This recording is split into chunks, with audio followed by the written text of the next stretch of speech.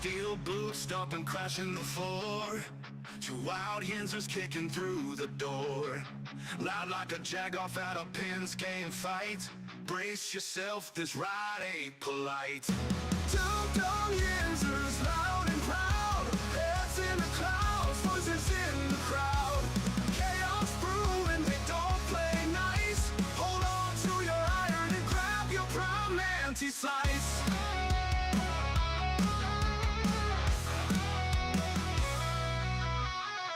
Tales from the burg with a hint of mayhem.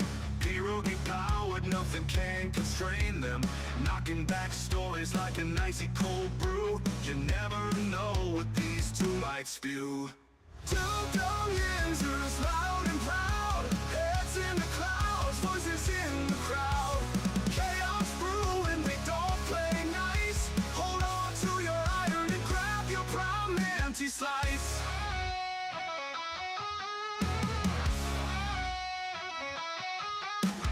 Tales from the burg with a hint of mayhem. Pierogi powered, nothing can constrain them. Knocking back stories like an icy cold brew. You never know what these two might spew. Two dumb yinzers, loud and proud. Heads in the clouds, voices in the crowd. Chaos brewing, they don't play nice. Hold on to your iron and grab your prime anti-slice. Rivers collide where the laughs always flow. Black and gold thunder everywhere they go. The madcap kings breaking every mold. With two dumb yinzers, the stories don't get old. Two dumb yinzers, loud and proud. Heads in the clouds, voices in the crowd. Chaos brewing, they don't play nice. Hold on to your iron and grab your prime anti-slice.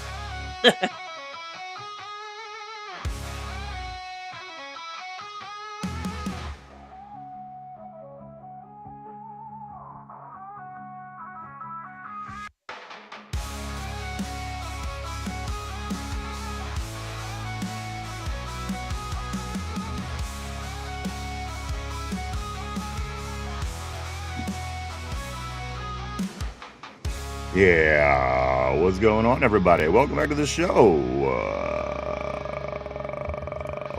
Welcome back. This is episode 931, which means one thing, Mike. We're straight 69 days away from the big 1,000. So the theme of 69 will not change this week. So keep that in mind. You might want to keep that in mind near the end of the show when it's time to do trivia. Just remember, guys, the theme of this week seemed to be 69. The number just never went away. And again, Mike, being this the 931st episode, we have exactly 69 days left in the show, or 69 days left until that 1,000. So again, Mike, this is it's going to be 69 week. I am okay with 69 week. What more can you ask for, boys? Nice. Also, some bad news today. The bad news that everybody got this morning was Chuck Norris. Chuck Norris died. I didn't think it was possible. All the tough Chuck Norris jokes that came and went over the years. But Chuck Norris has passed away, guys. In 84 years old, something like this. But there you go. A couple other things I do want to get into before we do get started. I think that I've come up with a declaration. Okay. I think every time there's a female here on the board, I'm gonna outlaw tater tart. Yeah, that's fair. Because it seems like every time a girl comes in here, he scares them away. Yeah. He comes over. I mean, it's just the equivalent of that creepy guy just coming over to you, standing there with that big stupid smile on your face, and like, you're pretty. I know that he was, bothering Lindsay. There was somebody on yesterday he was bothering. So I think that's the new declaration around here. If there's ever any women on the board, we are going to outlaw tater tart temporarily. Yeah. Because he's turning this into an Irish sausage fest. And I got to be honest. No, we do not need that. He will be put into timeout, Yeah, Well, we already have our residential creep on the board. We have Derpy. we do have a That's Derpy. all. That's all we need. That's all we don't need more creeps. We got Derpy. And I yes, appreciate that, Mike. I appreciate that. I'm always looking out for you, brother. I do want to welcome Derpy this morning. Always great seeing Derpy. How are you doing, sir? I'm great, man. Despite yesterday and everyone for Ohio State, obviously, I'm And doing all right. I can always tell what's going on with Derpy by what's going on with Ohio State. Because on Wednesday he was like, "I'll be on." Because at the beginning of the week I was like, "Come on, any day you want," you know. So Thursday he texted. He's like, "I'll be on Friday. I'll be on Friday." I was like, I knew he was going to be on Friday because Ohio State is on at noon today. Right. But great to have you back, Derpy. Great to have you back, my man. Always glad to see you. What else? A couple other things that we do want to. Mike. Also, I was also thinking. I have been putting a lot of hard thought into things, and Okay. I was thinking if you die because of your heavy drinking problems, I'm just trying to think of what I'm going to do. What I'm going to have to do next. Like, what's the next step if you die, and when you die, because all that drinking obviously is not good, and I can't even imagine what your liver and kidneys look like after you seen yesterday the amount of alcohol that you drink. And I'm just trying to put the pieces together because when you die, life has to continue. The show has to continue. Yeah. And I'm just trying to put the pieces together with that. So I'm hard to replace. You are hard to replace. But again, with all that drinking, I just don't know, Mike. I have to start planning for your post-death. I have to. I'm okay with that. You know, you got to do what's best for the show. I respect that. I think there is no replacing me. You can try with Derpy, or now. you could do is just in this chair, just do it like an inflatable liquor bottle, and just have it sit here, and every once in a while scream out lot lizards. Exactly. And what the fuck? Yeah. I quit. I got an idea. Quit. That's all you need, and then the show will move perfectly. We'll put the liquor shirt that you made there. Yeah, that dumb liquor shirt that you made with the malt liquor. 100% malt liquor always wins, baby. Tell me where the lie is. Tell me where the lie is. We will sell one shirt. We will sell one of those liquor shirts, and that will be the one that we sell. Will be the one that we have to represent you after you die from liver disease. I'm okay with it. So there you go. So I've been hard at work, Mike. Again, keeping tater tart away from the women, trying to keep you away from the alcohol. It's not easy things going on here at the show. Welcome back, everybody. This is episode 931 of the Two Dumb Mutants. I want to say welcome back, everybody. It's 34 days to the draft, Mike, and you know what that means. It's Andy Russell.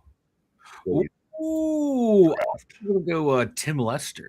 Tim Lester's a good one as well. I would have accepted Leroy Thompson, Veron Hayes, D'Angelo Williams, Terrell Edmonds, or even Max Hurlman. They would have all worked, Mike, and of course, Rashard Mendenhall. But who could blame them? Let's do say what's up to everybody. How you guys doing today, Mike? I'm doing great. It's Friday. We made it. The weekend is here. Steeler talk's been going great. What more could a man ask for? I couldn't agree more. Derpy, how have you been, man? How's your week? Besides yesterday, I'm all right. All right, good. Glad to hear. A couple things that went down and is going down, Mike. The Pittsburgh Penguins, they will be back in action tomorrow. They weren't at it yesterday. They had the day off. They will be hosting the Winnipeg Jets tomorrow at 1 o'clock. And then on Sunday, they're going to be hosting the Carolina Hurricanes. Once again, getting them Canes. That's a 3 o'clock game on Sunday. The Pirates, the Pirates dropped one to the Orioles 5-2 yesterday. However, they get a chance to get back in the win column today as they do play the Braves at 6:05 with only 4 games left for the Pirates after today through the weekend. They have Toronto on Saturday, Boston on Sunday. And the other football team here in Pittsburgh, the Pittsburgh Riverhounds, they are going to be back in action, Mike, as they travel to Tampa Bay to take on the Tampa Bay Rowdies. That game is at 7:30 tomorrow. That's a good name right there. The Tampa Bay Rowdies. The Rowdies. The Rowdies. And also, I do want to say this, the NCAA tournament, of course, going on all through the weekend. Today wraps up round 1. Tomorrow and Sunday, we'll wrap up round 2. And as I said, we'll be down to the Sweet 16 by time we come back, Mike, of course. And then next week, it kicks back off Thursday through the rest of the weekend. Derpy's team had the first game of the year, Mike, the tournament's very first game yesterday. TCU versus number 8 TCU versus number 9, or number 9 TCU versus 8 Ohio State, whichever way it was. Ohio State did drop that very first game, and unfortunately for Derpy, they will not be moving on But Derpy, it's Hang all on. right. It's a football school. We don't care Or about it's a those football things. school, exactly. We'll stick with that. Good morning, good afternoon, everybody, no matter where you be. Let's say what's up to everybody on the board. Glad to see everybody today. It is Friday, getting ready to head into the weekend. I know the weather here in Western PA is going to be nice, supposed to be mid-60s today, go up to the mid to high 70s tomorrow, and back down into the 60s on Sunday before it goes back down into the 40s and 30s next week. So we're going to enjoy the weekend here in Pittsburgh, try to maybe watch some NCAA basketball, see what we can get into as it is again heading into the weekend. Mike, this is March 20th. It's getting down there, and we're only 34 days again, 34 days away from the NFL draft, right down in Pittsburgh, Pennsylvania, on the North Shore, and at the Point State Park, and on the bridge, and wherever else they could fit almost 1 million people. It's going to be on like Donkey Kong, 34 days. It's on, Mike, and it's literally weeks now. It's weeks. Yeah. So yeah, it's going to be here a whole hell of a lot sooner than we think. It's just gonna get here fast. Visits are going to start piling up for the Steelers. Like who are they going to go see at pro days? Who's going to be coming into the Steelers facilities for meetings? It's heating up, boys. I can't wait. Like every day I wake up and it's just take a nice deep breath. No, it's one day closer to draft day. It sure is. And, and as we always say, Mike, I mean, you had the first month of the off season. We were putting together a coaching staff. Yep. And then the second month comes along and it's free agent season. And then the third month comes along and it's draft season. Then after that, it's going to be rookie camp. Then after that, it's going to be there's like 13 camps to go in between then and summer. Right. And then finally summer comes along, kickoff camp, preseason in August, and then kicking things off in September. It'll be here before you know it, because Mike, again, here in 10 days or so, this month will be over. But that's already the first quarter of the year, if you think of it that way. That's one quarter, one fourth knocked out already. So I could pretty much assure you that this is going to go fast, as it always does. It'll be football season, and you know what? It's going to go so fast, Mike and Derpy, that football season will be over before you know it. So we'll be crying that it ended. Yeah. Hopefully we'll be celebrating when it ends, but you know how it goes. Yep. Let's see. Let's get on the board. I do want to say what's up to everybody. Good morning, good afternoon, wherever you be. Welcome back to the show. Jen, very first one in the house this morning. She says, hello, everyone. Always great seeing Jen on the terrible board. Hope things are going well for you in Wisconsin. What up, Jen? Also, Corey over Don't Drink That says, what is up, fellas? Today is a stressful one. My laptop crashed and I lost all my pre-recorded content. And I don't know when I'll be able to replace it. That's terrible. That's the worst. Dude, remember the rappers that we interviewed from Newcastle years ago, Ryan? They had the same thing happen to them. Like one of their laptops died that had all their music on it before they could back it up. How do you even survive that? I would just put my head under the fucking tire of a car. That'd be it for me. That'd be over. You know what I mean? You have to think now, okay, I got to start back from square one and put this all back together again. It's insane. I feel terrible for you, Corey. I do appreciate it, but let me give you a plug. Maybe this will help. Do go check out Corey if you love conspiracy theories like I do. Maybe you're into like what the government's doing behind closed doors, or maybe you're just wondering what those are flying around in the sky at night, guys. Go check out Corey's podcast right here on YouTube. It's called Don't Drink That. He has a plethora of different videos, so much content. Go check it out. Fortunately, that's one thing I would say that Corey has going for him. He's so far ahead of the game. Maybe it's not going to affect him with, again, the loss is terrible. Don't get me wrong. But again, at the end of the day, go check Corey out. Check out Don't Drink That right here on YouTube. Great. A lot of stuff. You could go through it and see what you like. So go check out Corey today. RB says, Derpy looks like Thad Castle let himself go. Oh, that is great. Humor me a minute. I got a picture of Thad Castle coming up. All right. Let me grab, let me scoot up here real quick to Jen. Jen says, deer at the feeder behind me in the North Woods. Beautiful. We did see a picture, Jen. You did send a picture before of deer eating right behind you. Let's take a look at Thad Castle. As Mike is pulling him up.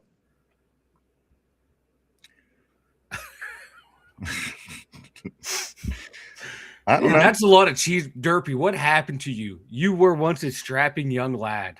Look at you. You were fit. You had just the world by the balls. What happened to you, brother?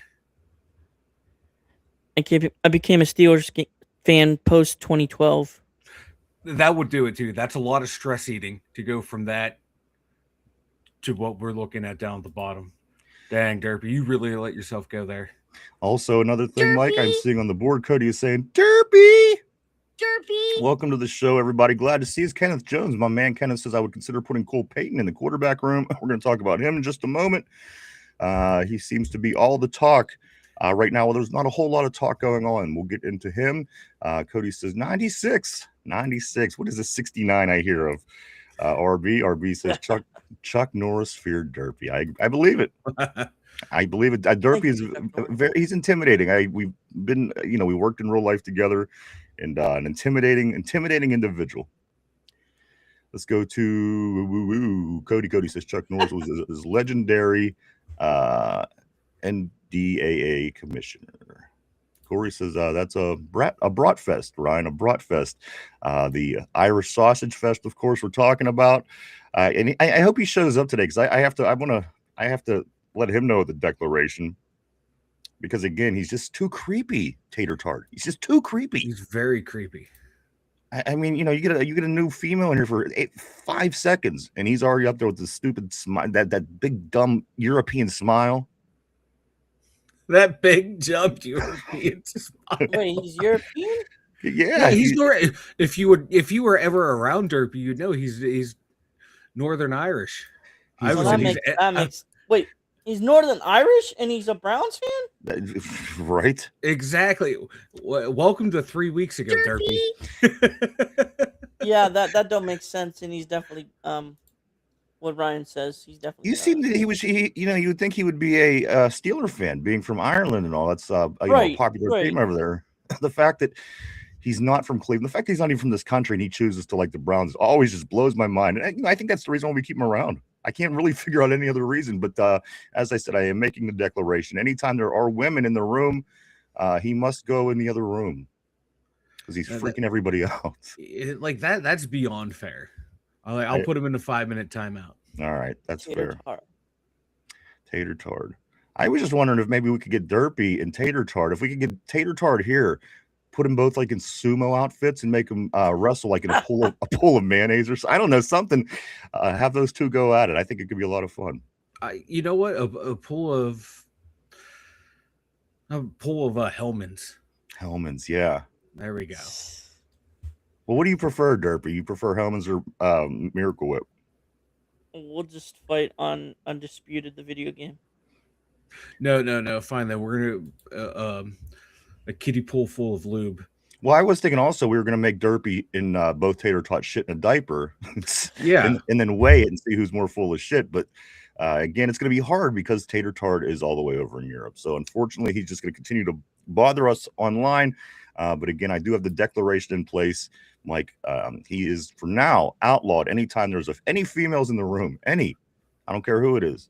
He gone. It could be my mom. It could be my mom on here. I don't want him around. That's fair. I respect that. He's the vagina repellent. He's the vagina repellent. He truly, honestly is. Are we supposed to get anywhere with this guy? Cody says this National Dodgeball Association of America got you on that. RB says let's do an event with Derpy fighting Tater. See, that's what I'm thinking. That's what I need. Cody says let's play the Derpy crash out clip. Mike, the Derpy crash out. Mike will pull that up. Tortilla, what's up, brother? Always great seeing Tortilla all the way from Sacramento, California. Tortilla Jackson. He says Chuck Norris was sacrificed in Vanilla's place.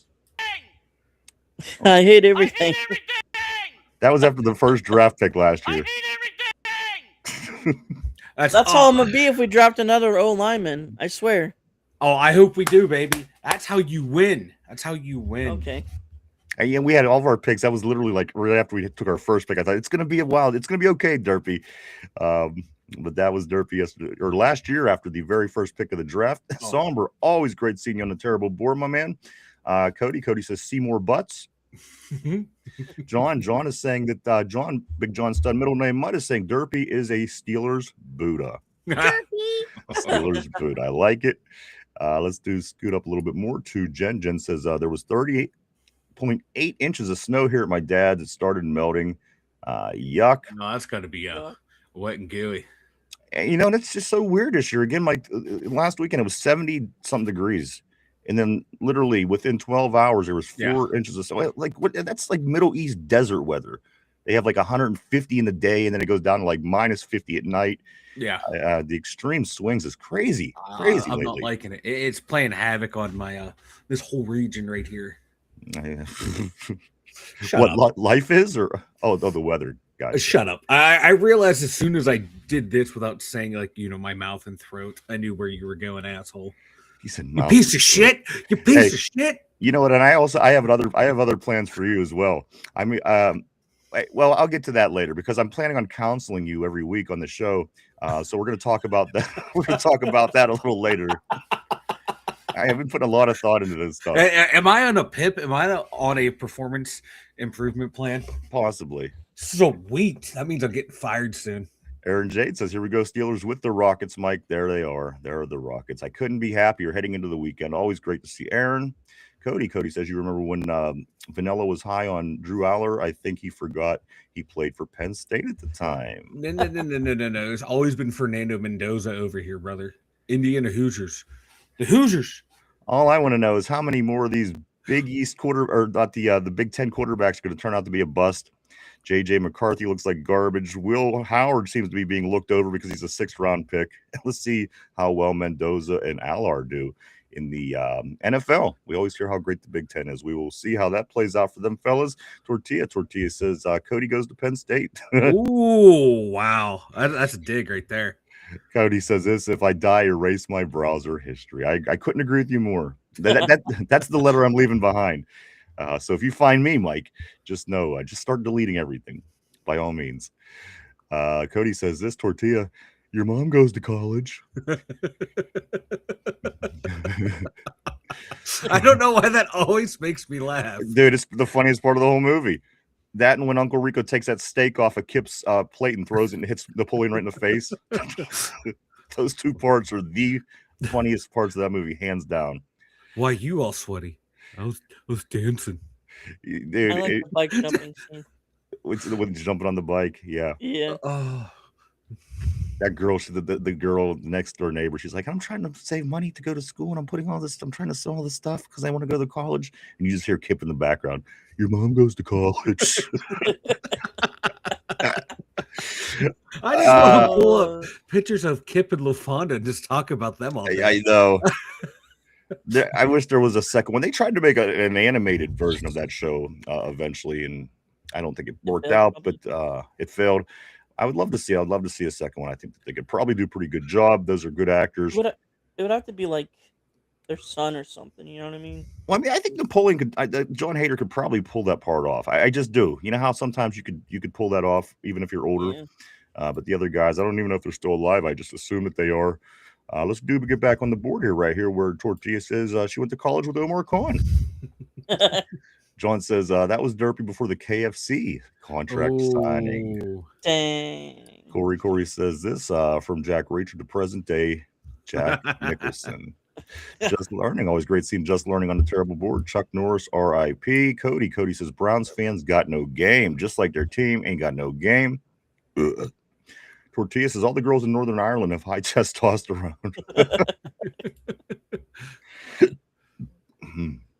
Chad Schrader, he says, what's up, Ryan, Mike, and Derpy? There you go. Derpy in the house today. Let's scoot up here a little bit. Chad says, here we go, Steelers. Here we go. That's right, baby. All year, every day, right here. Pittsburgh Steelers. Here we go. RB says, no one Peyton. Left-handed quarterbacks fuck everything up unless you do what Atlanta's doing in filling the room with lefties. Everything else has to reverse, and it F's everything up for a long time. I know it seems like that's good in baseball. You have a bunch of lefties, but not in football. Steeler Freak says this intervention time, Mike. Don't listen, deflect.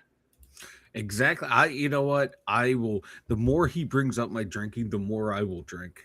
Well, Mama did not raise a quitter.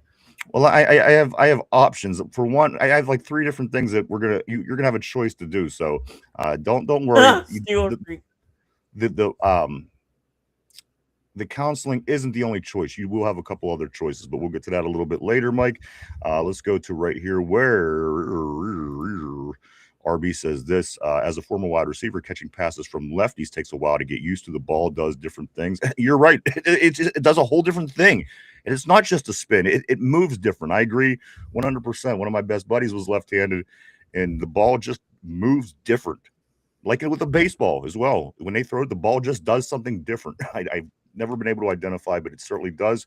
Cody says Kip is Fernando Mendoza in Vegas.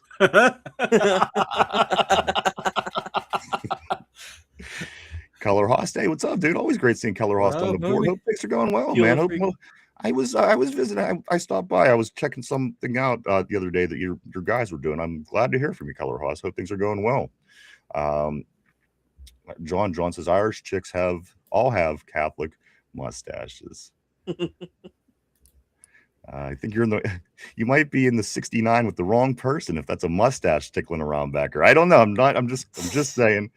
Welcome back to the show, Mike. It's 69 days left till the big 1000 show. The theme for this week certainly has been and is going to stay 69. Keep that in mind as trivia does roll around later in the show, guys. 69.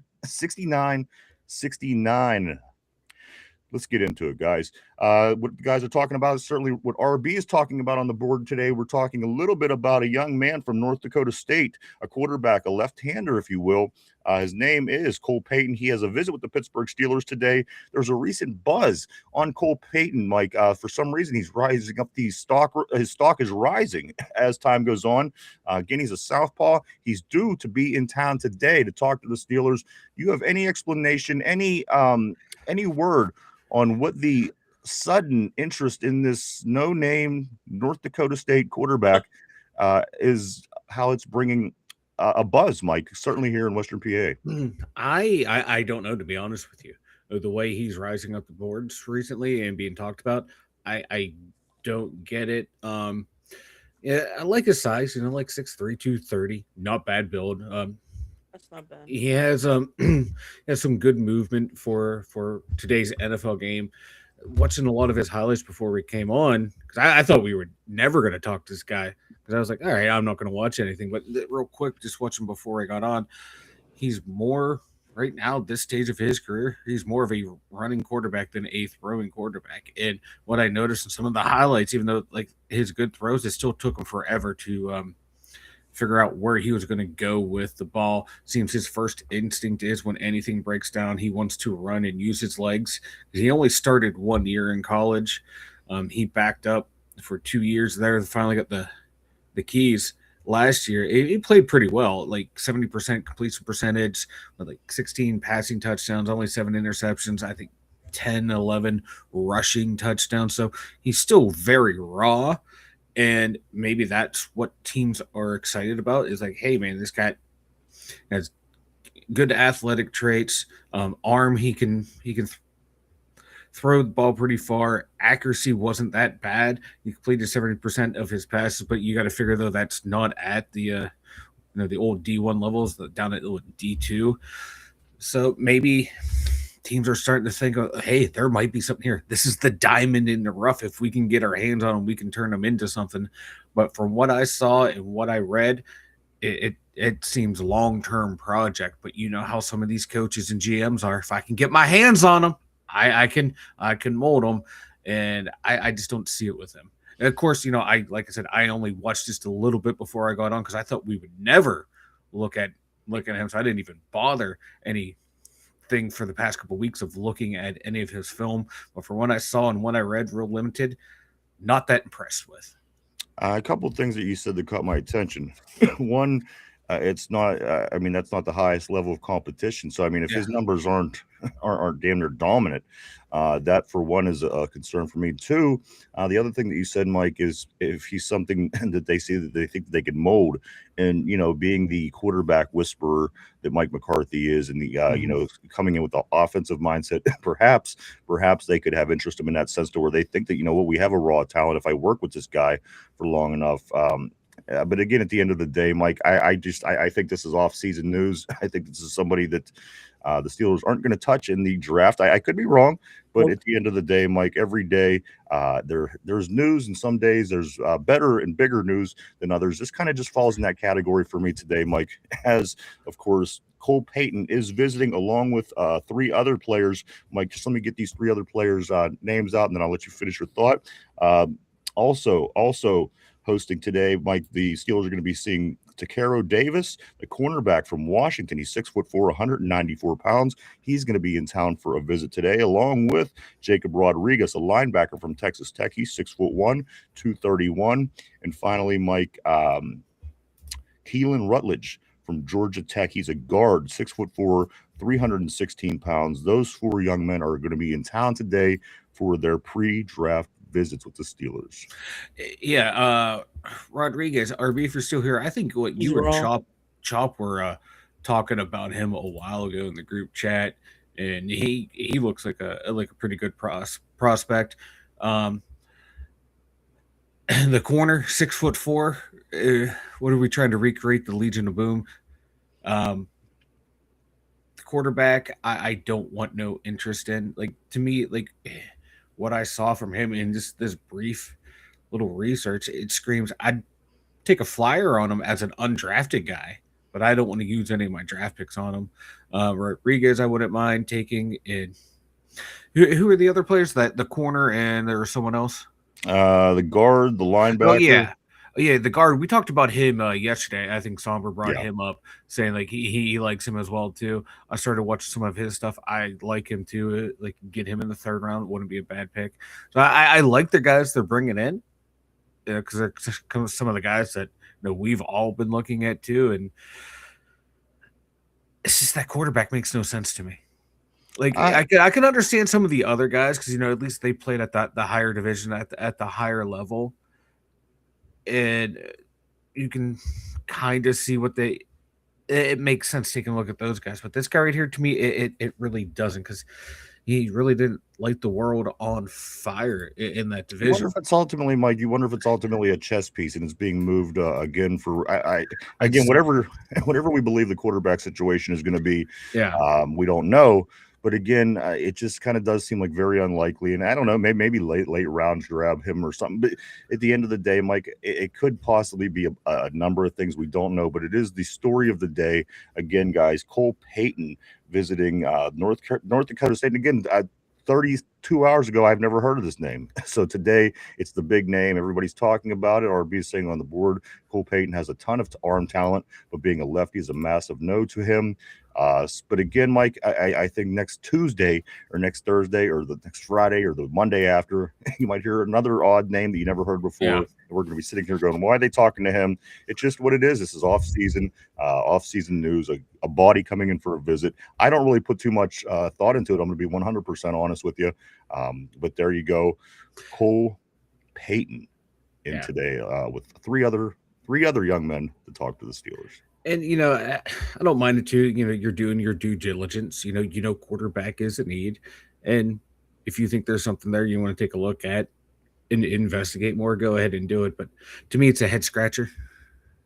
Yeah, a bit of a head scratcher it is. Let me get back on the board. See, let's get to what everybody is saying right here. I'm going to start right where John Steeler Freak says this. Mike, he says Thursday, there better be strippers for the 1,000. You know what? You're reading my mind. You're reading my mind. I was just online looking up a few things the other night, hoping that there will be strippers. It'll be good times had by all. Tortilla says this episode 1000 is just going to be Vanilla Thunder drinking and playing GTA. I thought that was his every day. Vanilla. I can make that happen. Very easily. Also, John says this. He says any kid who walked by fullback. A football in Walmart his senior year will be mentioned for the quarterback during the offseason. The media needs and that's exactly it, John. RB says Rutledge is an animal and Rodriguez is a friggin' stud, is what RB is saying, Mike, about two of them guys coming in for visits today. Also, Davis was a good this is also from RB. He says Davis was a good corner at Arizona State, I believe, but the move to Washington was not a good fit for him. RB also says this, Mike. We did get this one. He made the comment about Cole Payton. He has tons of talent, but being a lefty is a massive no to me. And then, you don't see many. You don't see many, and the ones that were great are few and far between. I mean, Steve Young was great, but Michael Vick, but he wasn't great, or No. it wasn't because of his arm. I mean, he could throw, but he's mostly known for his legs. And even Steve Young, to a degree, was known for his legs an awful lot. So again, the lefties, Mike, in this league, not many. No. Like those are the only two that come to mind. I was trying to think like who else were left-handed quarterbacks. I think one of them greats from the 70s. I don't know whether it was Fran Tarkenton or one of them guys. I'm pretty sure was left-handed. I just don't recall who. It threw me off when I hurry up and throw in the highlight package just to get a sense of what we were dealing with. And like the first thing I noticed, like, oh God, he's a lefty. I like recoiled in horror because I don't like left-handed quarterbacks. It just looks weird to me. Let's go to right here where Cody says this. Sometimes I take my trolling too far. Yesterday at my safety meeting, I thought it would be funny to answer all my questions wrong. Little did I know they were going to read my answers in front of everyone.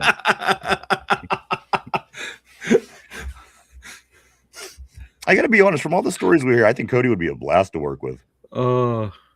Be out in the field, Cody be out there cracking jokes all day, effing shit up.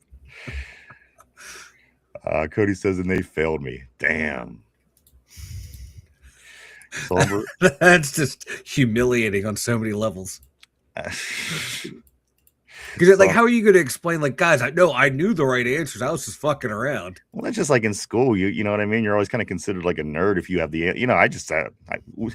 it's like raising your hand, I guess if you wasn't one of those people that didn't raise your hand in school, you probably aren't that person in your adult life. But people always got beat up when they knew the answers in school. I don't know. I don't know when that changed.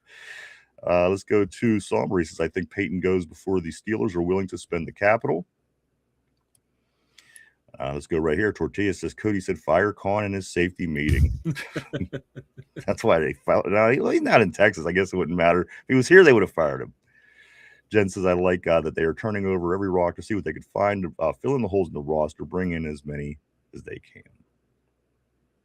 Tortilla says maybe DK can catch a left-handed throw. Maybe that's what it's going to take.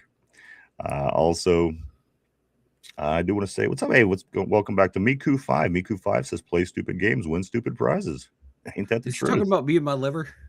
Maybe. Because I'm going to tell you what the stupid prizes are, but that's going to be in a little bit. You just wait. That's fucked up. RB says, where did Derpy go? We don't know. He just floats around. He comes and goes as he pleases. The upside down is what Somber is saying.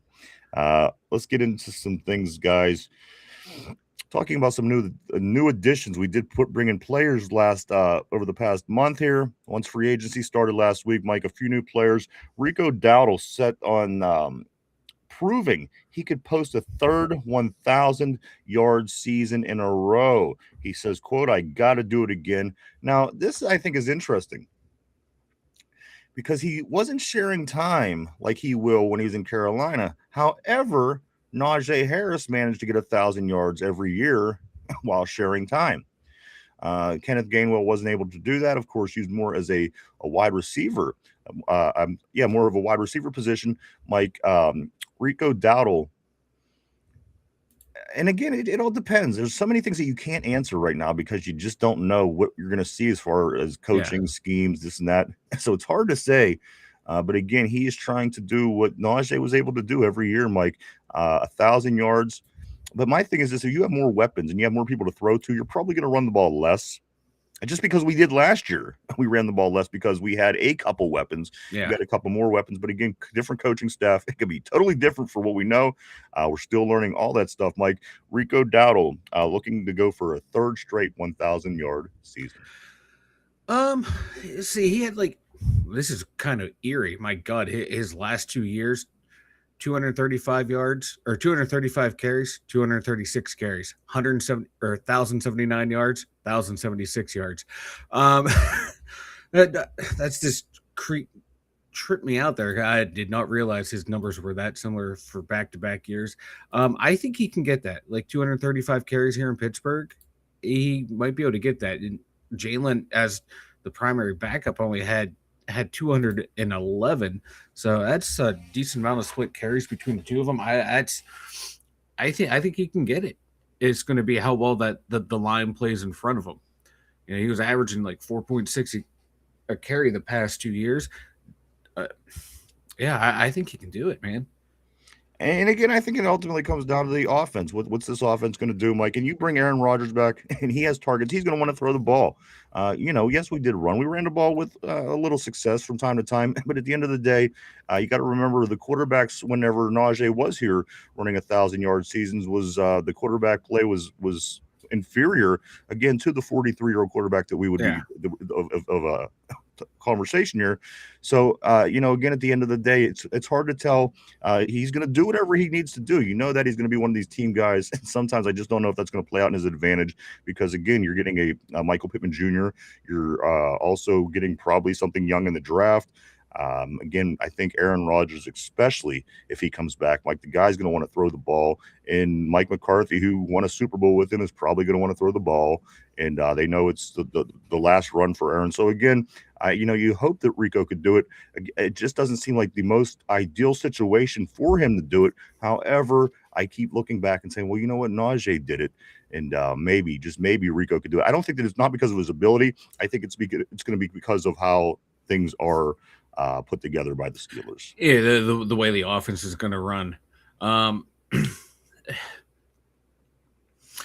Yeah, I see where you're coming from, but I think he can do it. I'm going to go out on a limb and say he does do it right now. I think he's going to get that 1,000 yards, just because I think the offense is going to be more diverse, to where he might not have the same amount of carries, but might get some longer runs, because if teams are gearing up towards the pass and playing a little soft coverage on us, it can open up some more running lanes for him down the road. So I think he's going to do it, man. I think he's going to surprise us. Well, let's jump back on the board. Let's go right here to I have to just make one revision before when Miko said this. He says play stupid games with stupid prizes. He was, of course, referring to Cody. Oh. Cody giving the wrong answers and in fact getting in trouble and failing for doing such, for intentionally giving the wrong answers on his exam. Miku says talking about the guy who answered the questions wrong. So there you go. Cody did fail it. You'll get it next time, man. You just got to try to not do the wrong answers. I think you'll be fine. Let's go to where'd Derpy go? We don't know. Somber, he sunk into his background and disappeared.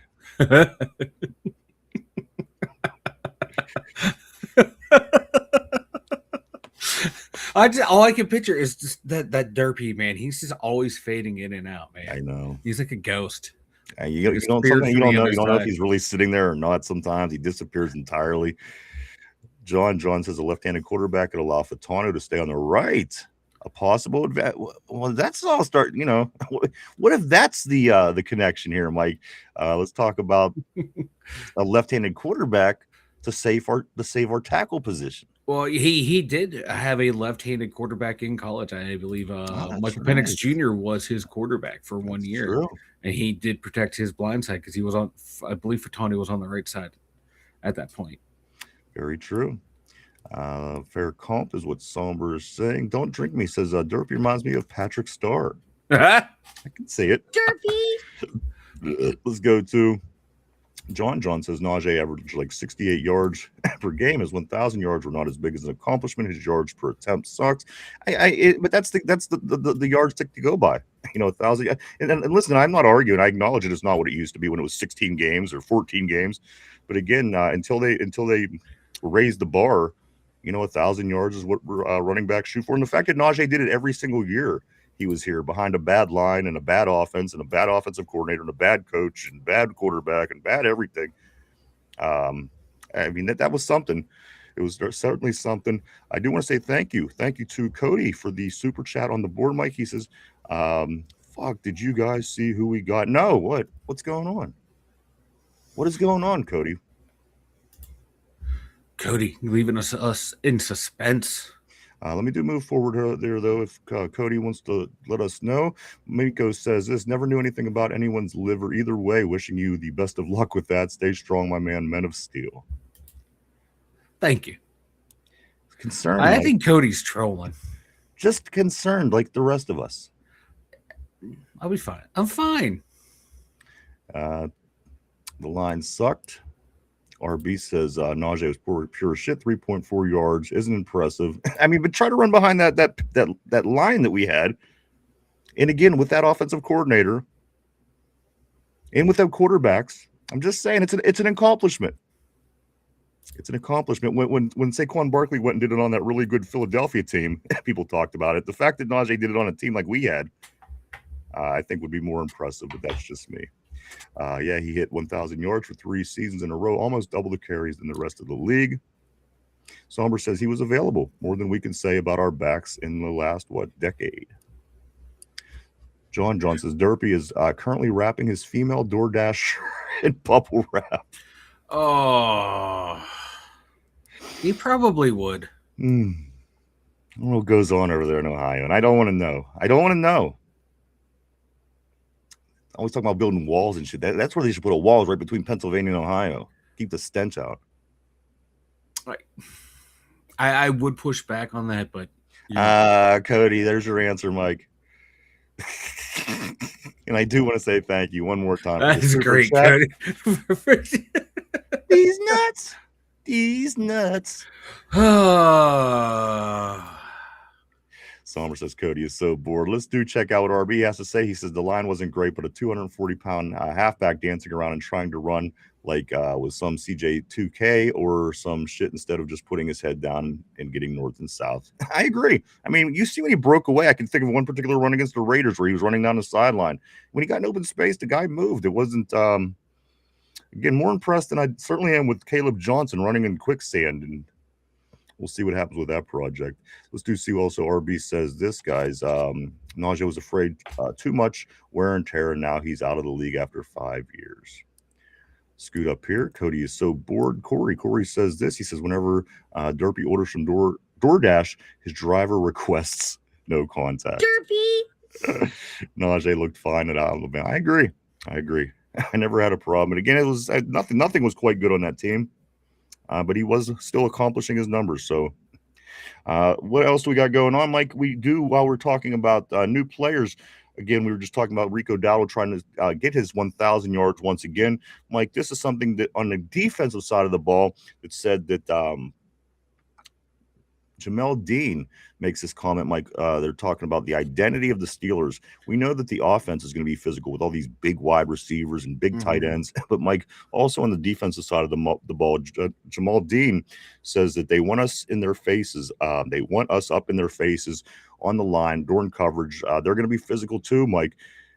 Are we going to get a little bit of this physical Steelers football that we all know and love back this year with the new coaching staff, offense, defense? Are we just ready to go? Because that was the plan about 5 years ago. Go out and start bullying people. Yeah. They just didn't have the personnel. Maybe just didn't have the personality as a team. Is this going to be more finesse with the West Coast style offense, or is this going to be more of a physical team as it appears to be, and they continue to build this roster? Yes. You're going to have some finesse on the offense, but I think you're going to have a lot of physicality. Yeah, that line, man. Your top 3 odds on that line all play real physical ball, and then Jalen Warren, he's not afraid to lower the boom. Dwaddle's not afraid of contact either. You know, 2 big physical receivers. It's going to be a physical offense, but there are also going to be some finesse to it. You know, with the routes that they're going to run, and I think this defense is going to be even more physical than we've seen it in the past handful of years. You have Jamel Dean, Quan Brisker, Jalen Ramsey, guys that are not afraid to lower the boom. They're not afraid to get up there and mix it up. And even when Elliott gets back in, he's not afraid to lay the lumber. So I think we're just going to be trying to beat the shit out of people. Like RB said the other day when he was on, some team we might lose some games, but those teams are going to know that they got their ass beat. to get that win.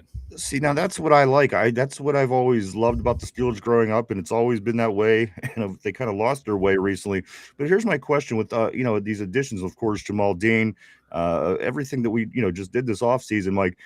What is stopping a Buffalo from coming into our town and running a 250 yards right up our right down our throat again this year, Mike? Because again, a lot of defensive back help, a lot of moves going on in the secondary.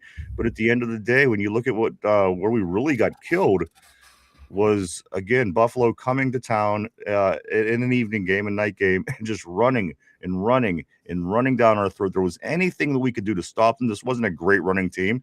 This is a team that has a good quarterback. It didn't probably even need to run, but they ran it down our throat. What was done so far this offseason? I mean, at this point, if nothing was done, we're going to sit around and say, well, we're going to probably draft this person to help this person to help that.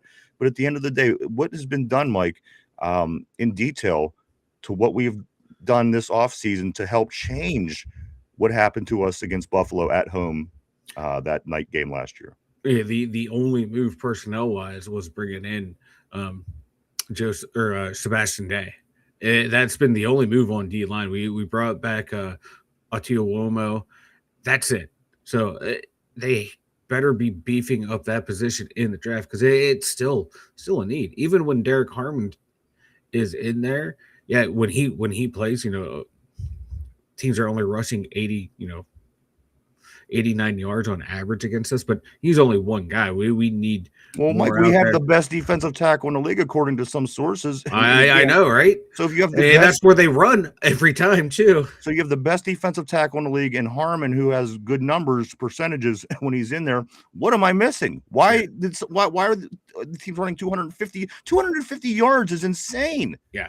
Now, like Corey brought up, like it was a scheme. He's saying, Corey's saying scheme issue, not talent on that run defense. That could be another thing with Patrick Graham coming in a new defense, new defensive scheme.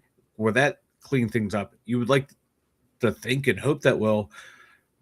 But on paper, we only added one guy, and Day's not just. He alone is not going to be enough to stop some of those teams from running on us like they did, like Baltimore has, like Buffalo has in those big situations. We need to address this again in the draft. I want to see 2 more defensive linemen in this draft.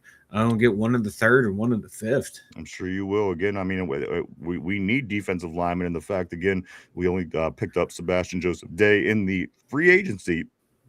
Says that we're probably going to be certainly grabbing depth pieces to hopefully be starters moving forward again, Mike, because Cam is getting up there, and again, not a lot done. Yeah. And you know what? You got to look at your inside linebackers as well. And what was done at the inside linebacker to change that as well? Nothing happened at the inside linebacker. You thought that there was rumors that Queen was going to move. It's looking like that's not going to happen. So again, at the end of the day, just curious on what it is that we're going to do to stop that run game. As again, you can't get, you want to go to the playoffs, you want to win a playoff game, you want to have January success. Well, guess what? The teams that do that aren't letting up 250 yards on their home field. It isn't happening. That's something that the Steelers need to fix amongst other things. But again, one thing that we cannot do is directly flip it from last season to this season, because you can't. It's a whole different personnel, whole different coaching staff as far as your coaches. So again, it's going to be very interested to see what McCarthy and company do to try to figure out how to stop that run game again, Mike. Because again, if you want to be a good team, you got to be able to stop the run. That's first and foremost. You're not a good team if you don't. So it's going to be interesting. I do believe that you're 100% right, Mike. I could see them going at least 2 defensive linemen in this draft. Yeah, I want Dante Corleone just because I love his fucking build. He screams 3-4 nose tackle, just put him in there, and then he gets someone else too in that position. That's more of a guy who can play inside, outside on the D line that can move around, but definitely get someone like a Dante Corleone and then another longer, bigger bodied guy, kind of in the same physical mold of like Derek Harmon, Cam Hayward, Stephon Tuitt, someone in that type of build. Get your short little fat guy, and then get the big muscle guys. All right, let's get caught up on the board. Lots of things going on the terrible board today. I don't want to miss anybody on this Friday heading into the weekend, Mike. Let's try to keep up on it. Let's go right here to RB. RB says this: Derpy would run for 1,500 on those Alabama teams. Harris averaged 5.1 a carry before contact. Jen says refs won't let us play bully ball unless maybe it's replacement refs. That's right. We might get some replacement refs this year again to make their mark. Somber says, I wish YouTube had animated emojis. Pack of Cools 100. There ain't Pack of Cools 100. That's a great name. Love the name. Welcome back. I recognize that one for sure. If legit left tackle is at 21, is Cook able to move to left guard, kill two birds type of thing, Mike? I've never even thought of that. I think Cook is more of a. They view him as a tackle. They like Spencer Anderson at guard. So I think Cook, for like his athletic ability, he's better suited at tackle. Great to have you back. Great seeing you, Pack of Cools 100s. Somber says this, Mike. I would spam the yapping emotes so much I would probably get banned. The only one who gets banned, or I don't ban anyone. I just put them in timeout. But I want to put you in timeout. It's got to be a legit reason, like with tater tarts scaring all the girls away. Yeah. I mean, that's... or like then someone kept going after. I think someone kept going after Somber the other day or someone else. I was like, no, I was tired of it, so I put them in timeout. Really? Yeah, they're getting they're almost got a little too personal. So it's like, no, that you crossed the line. Let's check out what RB is saying right here. He says Najee had the acceleration of one of those uke dump trucks, and for whatever reason, he forgot he was 250 till mid-December. Corey says, I think that the run D last year was a scheme issue and not a talent issue. I hope that's the case because we have the same exact talent. If they come in with a different scheme and fix it, I mean, that's 100%. It's going to be 100% right. But at the end of the day, again, the inside people, your 3 on the front line, 2 in the middle, they're the exact same. And if we played the Buffalo Bills and the Bills did the same thing, it would be the exact same people trying to defend it still. So again, we better hope that it was scheme and not personality or not personnel, because again, you can't let up 250 yards. You can't. You can't. You just can't. Let's see. John says Harris has no vision or natural instinct as a runner. That can't be learned. He is done. And there's Somber. He was inserting the yapping emote, Mike. Tyrone, JPJ is the GOAT. Tyrone, the GOAT, is in the house. Great to see you, brother.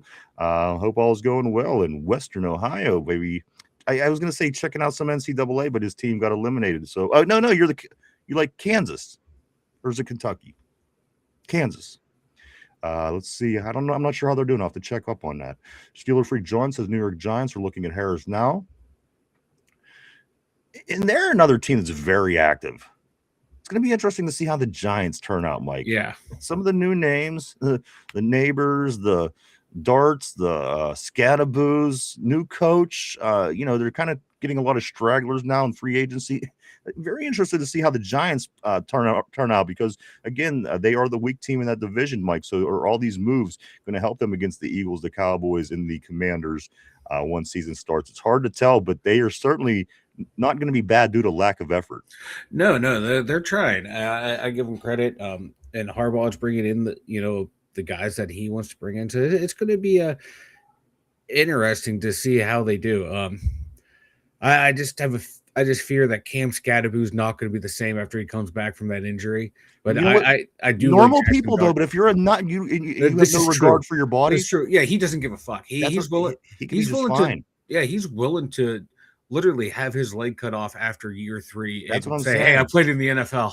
Hey, there's my leg. I had it hung. He might be a very different story, but again, Mike, as you said, his career will probably be short because of it. RB says Day will be an improvement at defensive end on the run. I hope to God they aren't going to put him at nose. Cody says, I don't understand how 1,000-yard season is good for your number 1 quarterback. 1,000 yards is an ass, 58 games for 17. But with that being said, I don't disagree.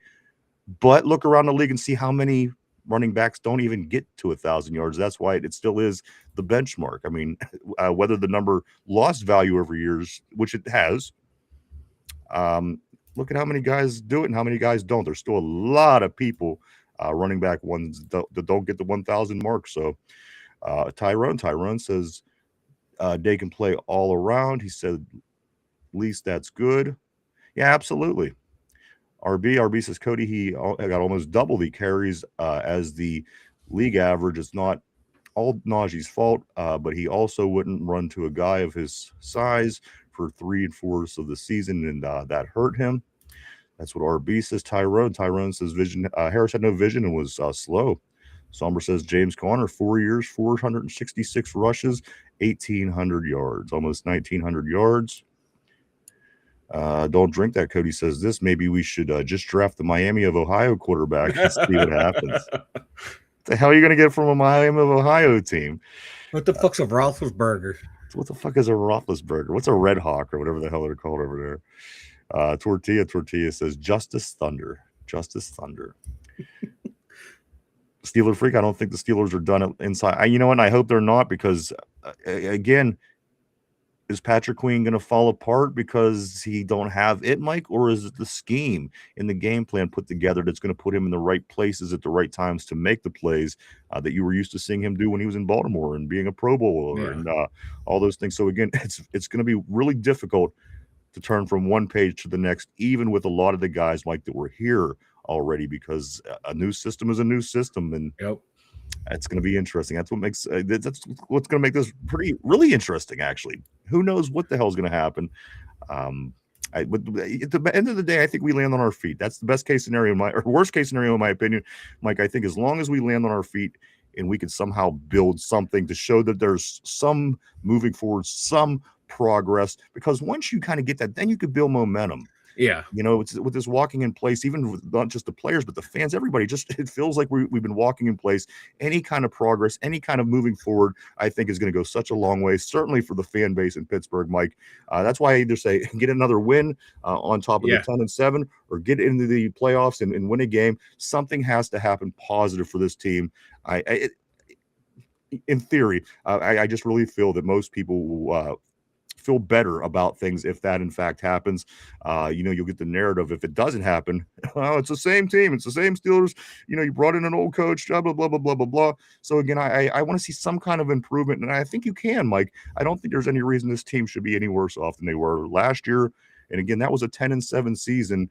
They were sitting in the 3 seed for quite some time in the playoff race, Mike, and I forget how it played out. I don't remember if us or Houston got the higher seed. But again, here's the Pittsburgh Steelers with all the problems they had, sitting at the 3 seed in the AFC late in the season. So, if this coaching staff comes in and is somewhat legit, I don't know. I mean, if they don't come in and shit the bed. You know what I'm saying? If they come in and are somewhat competent and legitimate, and the defense looks good and the offense looks good, and these players can get it done, I think that they can easily. I mean, not easily, but I think they can certainly get 10-7, Mike. But again, I want to see a little bit of I want to see them land on their feet and a little improve. Yeah, like 10-7 is starting to become the floor for the Steelers, and that's just kind of where we're at right now. And you're hoping that these signings that we got and the new coaching staff and this draft will push us up over that hump, get us out of the first round of the playoffs, because that's where we're stuck right now. We're always like, Rooney competitive, and that's going to get you into the playoffs. Can we actually become NFL competitive to where we're going to be a threat into the playoffs? That's what we need right now. We need this coaching staff to get us over the hump. The last coach, he just stalled. We keep stalling out. Can this coaching staff jumpstart this organization to get us back to where we once were? That's going to be the key, man. And do we think Aaron Rodgers can do that in his last year? Do we think Will Howard can do that in his first year as a starter next year if they go that route? There's a lot riding on this season. Absolutely. There's a ton. There's a ton. You didn't fire your coach moved on, but now it's like, okay, we left us, in a decent spot. The cupboard wasn't bare. There's a lot of talent on this roster. I'm just hoping McCarthy and his new staff can unlock their potential because this team's close. You can see the talent. It's can now they maybe these coaches will be better and we can unlock that talent because we need something here because like you said, man, it's getting tiring finishing in the same spot. You just know every year coming in, okay, we're going to go 9-8, 10-7 out in the first round. Can we at least make it to the second round and lose there? I just want a playoff win at this point. It's getting tiresome. I like watching my team win in the regular season, but I also want to see them win it in the playoffs at some point. That would be nice. Any step in the right direction, any step in the positive direction, I think is going to be big for Steeler fans. And I you got to realize that we're probably not going to win a Super Bowl this year. It's probably out of the question. But at the end of the day, Mike, to see us put a competitive team to at least keep our head above water like we have, and then make a little bit of progress, I think is what we should look forward to. At least year one of the McCarthy year. And you know what? If he could exceed that, if he could go beyond that, then super. Then we have really something to cheer about.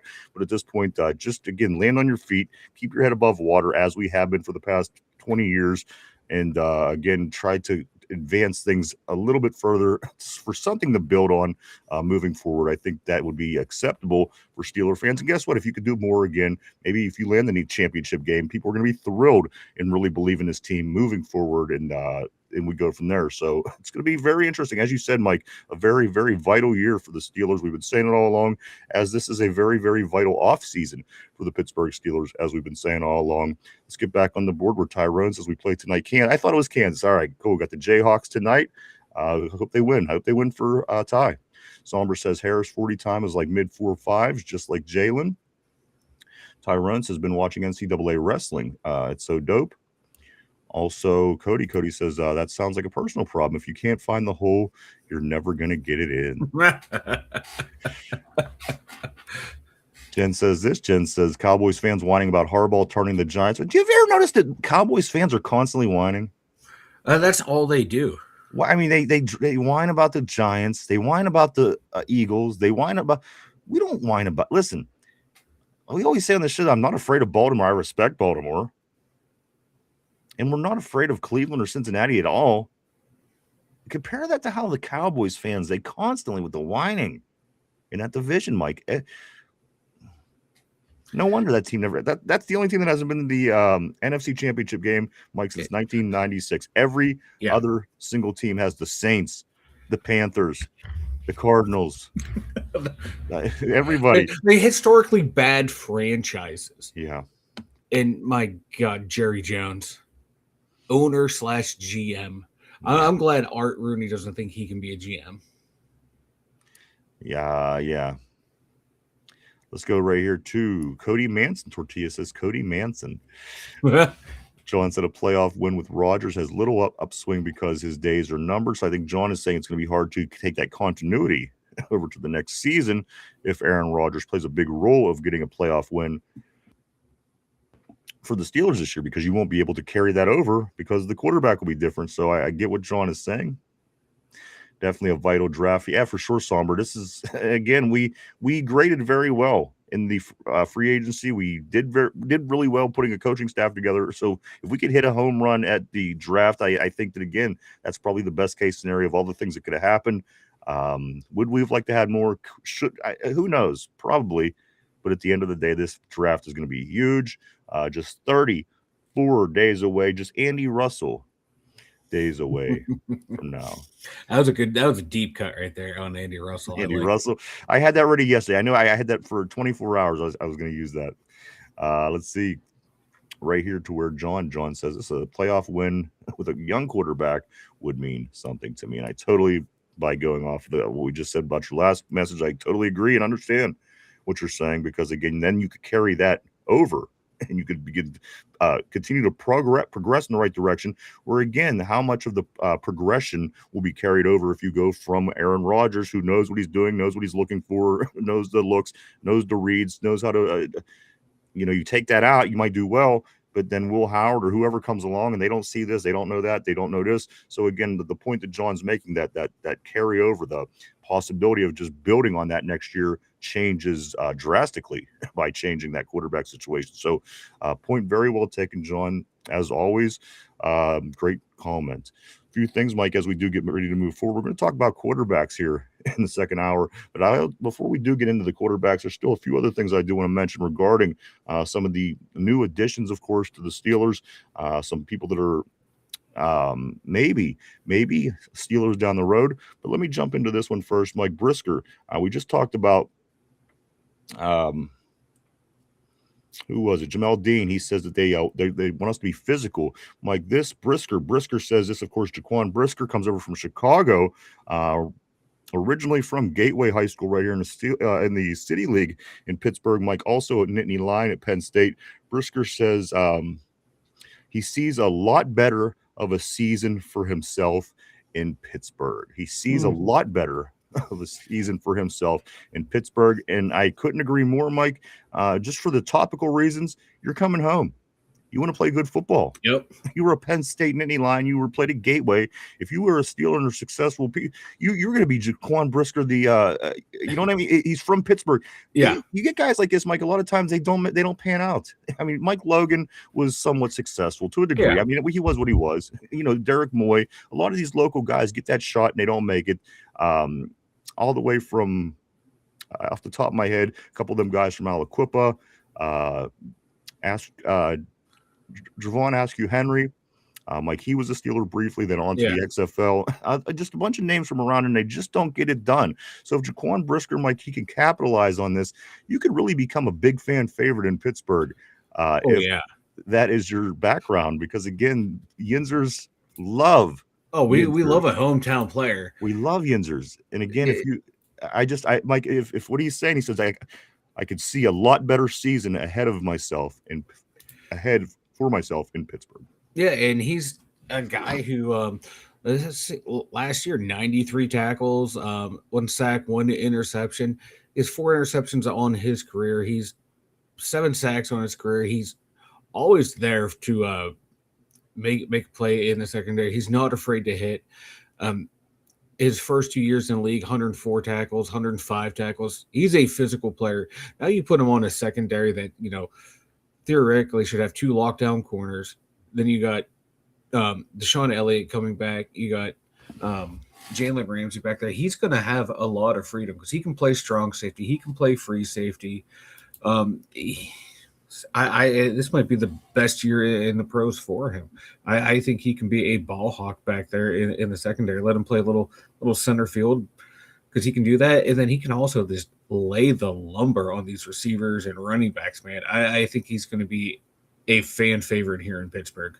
The dude just does not care who you are. He will fucking lay you out. I love it. I love it too. We will certainly take that. And again, we certainly are rooting for Jaquan to have success here in Pittsburgh, Mike. I wanted him the year he came out, but I think Chicago took him like one of the first couple picks in the second round. And he's still, I mean, come on, you're in your 3rd year. You have 3 years in the league. You're hitting your stride. You know what I mean? Fifth year, entering year 5. Sorry. All right, well, whatever it is, he still might get an age where he's not old. He's still 26. He might say to himself, you know what? I played for the Bears. It wasn't ideal the first few years. It got a little bit better last year, and maybe come in with a new outlook and really step it up and again have that kind of career here in Pittsburgh that would make him a fan favorite, Mike.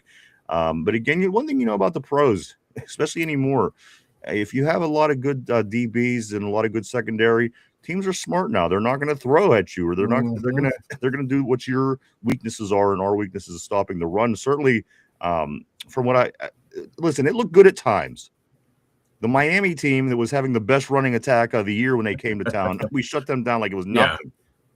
Yeah. And then again, Buffalo was able to do what they did. So again, people know that until we fix it, people will continue to do that. And that's probably something that could keep us from advancing in the playoffs and other things. So again, stopping the run has to be a priority. It has to be. It can't not be. Randy Wagner, what's up, man? Always great seeing Randy back on the board. He says, I believe our Steelers are already an improvement from last year. Staying healthy, that's the key. Absolutely. And injuries are so long and drawn out now. And I don't know if it's just because we're more educated of the injury, but now it seems like the most basic injury. It takes forever for guys to get back. So it's a crapshoot every year. It really is. Let's go to Corey. Corey says, I bet Brisker leads the league in interceptions while in Pittsburgh. That'd be fantastic. Ooh. Somber says this also let the Bungles run all over us. And our secondary let them pass all over us too. Yeah, oh God, that first game, my God, we can do diddly poo. I just remember how frustrating it was.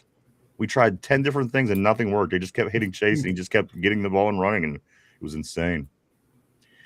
John says the Steelers need to assume risk and stop putting their defensive players in a conservative scheme. They must change up and look different than the past decade. I couldn't agree more. Also, Mike, the Steelers did have, we talked about the trip to Georgia down at Pro Day. Steelers did have dinner with Georgia Zacharias Branch. I know this wasn't a favorite thing for RB to hear, just because I saw him in Chop this morning chopping it up on the group chat, Mike. Zachariah Branch having dinner with the Steelers. Any water held to this? Could be. Yeah, they wouldn't surprise me if they took a look at him. He's a smaller receiver. You just let your small, quick guy walk out the building. It wouldn't surprise me if they're looking for a replacement for someone who can do the things that Calvin Austin could do and that you would envision in the offense outside of the big-bodied receivers and the big-bodied tight end. He can be their quick speed guy. That might be what they're thinking in that move right there. But he caught a shit ton of screen passes in college. How many are we going to throw in the pros to him if we get someone like him?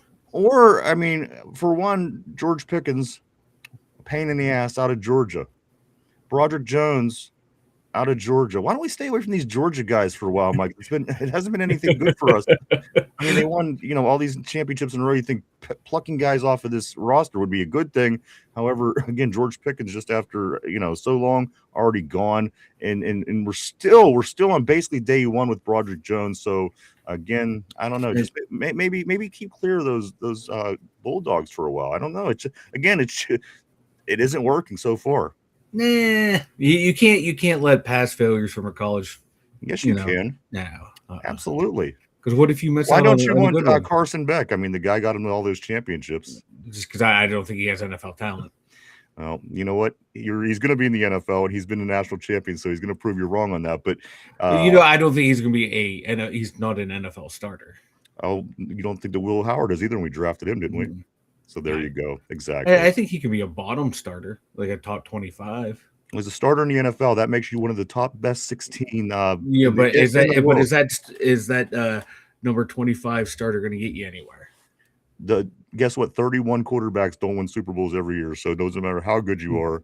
Point being, Georgia has not went well for us, Mike. Again, both players, the high-profile players, certainly were busts. Just saying, just throwing it out there. Let's jump back on the board to where Somber is saying he's basically a mini Debo Samuel, but faster. John says this: when so many NFL players say the Steelers have been the easiest team to prepare for, that should get absolutely. And I'm still reading that. I read it this morning. Somebody said, I forget who the article was. It was said, the Steelers were one of the most predictable teams to play, but one of the harder teams to beat. So, just saying they were tough. And of course, the Steelers always do have the toughness. But at the end of the day, Mike, I forgot what I was saying because I was reading ahead. Oh, so you pulled a Derpy. You went ahead and lost track. Because I've only done it once in the last 950 episodes. Nope. I'm calling you 900. Nope. All right. I'm going to continue to call you out then too. Let's do this. I'm ready. I know you're itching for a fight all of a sudden. I am itching for a fight. Like, what did I do? Well, you was doing all those mean things that you said to me the other day. I have to get even. That's the only way I operate. No, I would never. That is how I operate.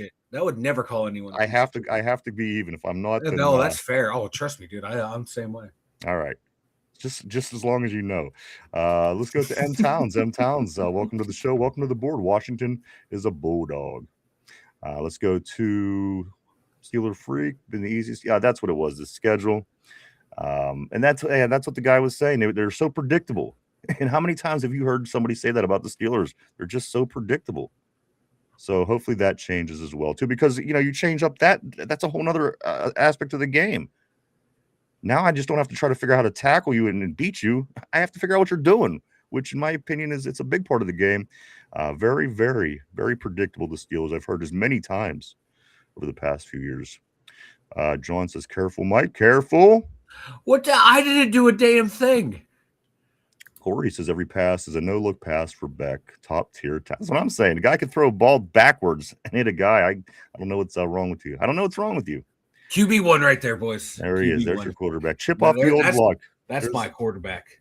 That's dad. That's the Carson Beck's dad. Chip off the old block. Look at him. Look at him. Thing of beauty. Thing of beauty. That's the face I see when I think of a girl looking over and seeing Tater Tot smiling at him. Smiling. That's the face I see. Free vanilla. John says Ryan is going into wife beater mode. Mike beater mode. John follows it up by saying Ryan gets a yellow card. Cody says Mike knows all of them about them Penn State guys. He sure does. He sure knows about all. Because I got to scout them for my Indiana Hoosiers. I need to all know them Penn State guys. Need to know who's coming up. Let's get into some more things. Mike, I'm going to go into quarterbacks for a couple minutes here. This was not going away. I wish that it would, and for whatever reason, it keeps popping up on social media, Mike. Well, listen to this. Philadelphia backup Tanner McGee now should be on the move to Pittsburgh since the Eagles signed Andy Dalton. For one, what the fuck is wrong? What does that even mean? Listen, if you wanted a quarterback that was anything out of these guys, I would have taken Andy Dalton.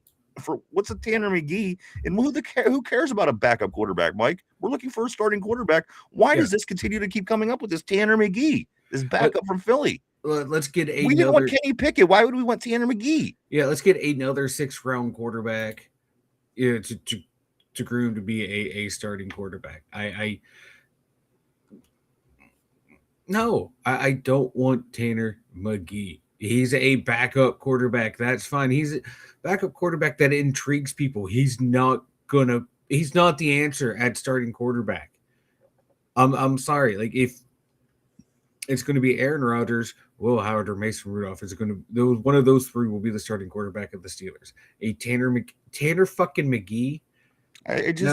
We don't need to waste draft capital. Why that name? Getting random backup. Why Tanner McGee? I just don't understand. There's a million backups out there. There's a million people. Why is this Tanner McGee from Philadelphia is the one that keeps popping up? It's because in 2024 he played 2 games and went 30 for. Yeah, completed 30 out of 45 passes for 323 yards and 4 touchdowns. That's it. That was the Eagles team that won to the Super Bowl. He was on a stacked team when he got those garbage time snaps, or fill-in snaps. So no. On that note, we might as well get Kenny. He's a Super Bowl winner. Exactly. And at least Kenny Pickett was a 1st-round pick. This guy was a 6th-round pick. There was a reason he fell to the 6th round. Kind of like there's a reason Will Howard fell to the 5th round. These guys are projects projected to be backups. I don't want a quarterback that was projected to be a backup or a fringe starter to be the franchise guy. He even has a name like a backup. Yeah, you know what I mean. I can't imagine Tanner McGee, the Super Bowl champion. It doesn't feel right. He feels like a backup, Mike, to me. And again, I just know it would just be another guy in the room. I just don't know. Doesn't make a whole lot of sense, Mike. But with that being said, somebody who played kind of well last year, Mike, also this name isn't going away. He went 5-3 as a starter last year, 62% completion, 1,721 yards, 10 touchdowns, 5 interceptions. There was a game late in the season against the Buccaneers last year where he had 373 yards and beat the Buccaneers in a 29-28 win. Like, Kirk Cousins is the name that also will not go away.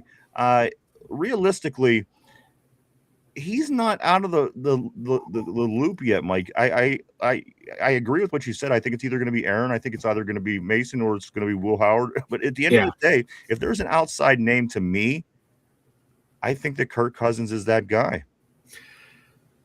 I hate to say it, but you are probably right. He's probably option 1 if Rodgers retires. Because again, he's a vet. He knows what he's looking at. He knows what he's doing. They kind of want that as the team improves all together around him, Mike.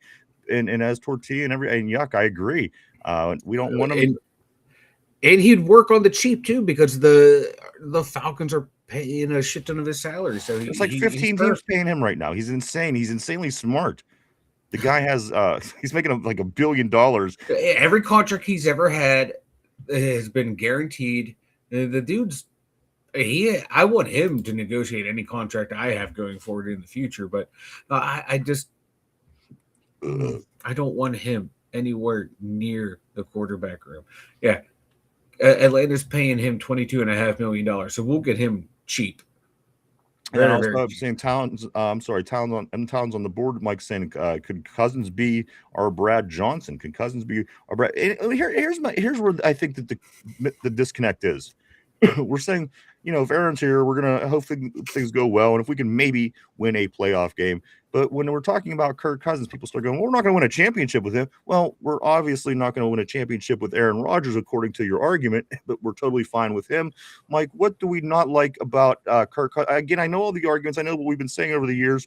He's going to do a lot for you in the regular season, not so great in the postseason. Isn't that kind of on par for what we were okay with? Again, doing really great in the offseason and maybe getting a win in postseason. Why are we so against Kirk Cousins, Mike? I am, but again, I just want to know what the general thought process is, because at the end of the day, it's probably not that different than Aaron Rodgers. Yeah, exactly. It won't be that much different than Aaron Rodgers. He's going to be even less mobile than Rodgers is back there.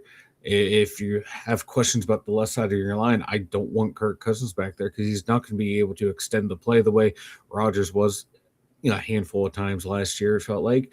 No, I don't like Kirk Cousins at all. I have never liked Kirk Cousins. He's been a stat merchant, and that's it. He's not going to win you big games. He's not going to show up in the clutch. Aaron, he's going to disappear in the playoffs. And we're happy with Aaron coming back. Again, he didn't win big games. I'm not happy with Aaron coming back. Well, I mean, either of these guys. These are the best case scenarios. Yeah, these are the best case scenarios. So, like, if I'm sitting at the Steelers front office and my boss is telling me we got to be competitive, and the one quarterback who we had last year that got us to the playoffs retires, all right, I'm going to go to the next old guy up that's the best available on the market, and it's going to be Kirk Cousins. When deep down inside, I kind of want to see probably what the quarterbacks on my roster can do with this new system. Does Will Howard have anything? But no, we're going to run out Aaron Rodgers, and we're going to run out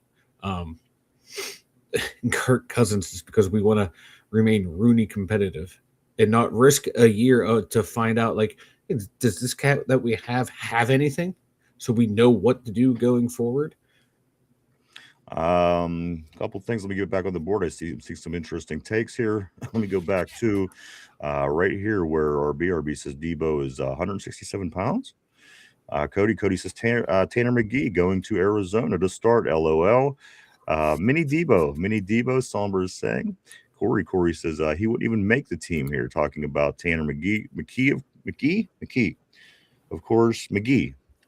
Let's do scoot up here. Somber, Tanner isn't coming here unless they plan on drafting someone late. It's just Jalen, Tanner, and Andy. Cody says this. You remember when Pickett tackled himself? Cody also says Tanner McGee is the whitest name I've ever. That's what I'm saying. You have to have one of them really white names to be a backup quarterback. Because even Jacoby Brissett sounds awfully like a Jehovah's Witness to me at the end of the day. Yep. But that's just my opinion. Let's see. Yuck Tortilla says yuck about that. Could he be the next Brad Johnson? We got that. Tyrone, I hope not. Please, A-Rod over Cousins. John Steeler Freak says Tanner McKee hunts with Duck Hodges. Does he really? Don't let Yinzers know that, Mike. There's a Pittsburgh connection. We got to get him. Got to get him. He hunts. The Ducks is the greatest quarterback we've had since Ben Roethlisberger. Somber says Tanner can hunt gilfs if he wants, as long as it's not in Pittsburgh. Speaking of gilfs, I'd rather sign Zach Wilson. John says this. We're discussing levels and degrees of success with these quarterback names, but not a trophy. Back to a fan's definition of success. I mean, that is the only, again, this is the big news of the day. It is off season. And again, we're building up to that draft, guys, coming in just 34 days. Mike, we'll be back next week, and we're going to be in the 20s, if you can believe that, in the 20s away from the draft right here in Pittsburgh, Pennsylvania next month. big things going on, Mike, the biggest sporting event in Pittsburgh history, expecting almost up to 1 million people. And again, you've been on the North Shore, and when it's a Steeler game, there's 60,000 people, it's packed. Now times that times more than 10, at least 11, 12, 13 times you're multiplying. So again, plan accordingly. Let's go to RB. He says Tanner McGee is greater than Will Howard. Corey says, crazy idea. If they can't offload Cousins, what's the likelihood they trade Penix to Pitt where McCarthy can get his full potential? I don't think they know what they're doing down there. Yeah, because they cut Cousins and then they bring in Tua. And then Penix is supposed to be their long-term project. I don't want Penix either. They have no idea what they're doing. They traded up to 11 to draft him. What the fuck? Or traded back to 11 to draft him. That was the one of the most perplexing moves in the past 5 drafts. Cody says this, Mike. He says, I agree with Vanilla. I'm not happy with either coming back. Steeler Freak says, Rooney won't start McKee type quarterback anyway. Tyrone, Tanner, McKee, no, thank you. So, sorry, what Tyrone is saying, and then Tortilla says, does anyone even know what college Tanner went to? I had to look it up. I do not. Stanford. I had to look it up too. Two of what Cody says, and Corey also says this. Oh, they cut Cousins. How much dead cap was that? $22.5 million. And Tortilla says, Tanner McGay, guys. Also about quarterbacks, and then we are going to move on. We have a couple more topics to get into, as a matter of fact. Here, Mike, this was said about Aaron Rodgers by Big Ben Roethlisberger. Of course, we know that name only because we know of Miami of Ohio. Otherwise, we would have no idea. Just kidding, Mike. This was said from Big Ben about Aaron Rodgers regarding everything that's going on as of late. He says, I know Aaron's got to be happy. Tuesday on his footballing podcast. This is what Ben said.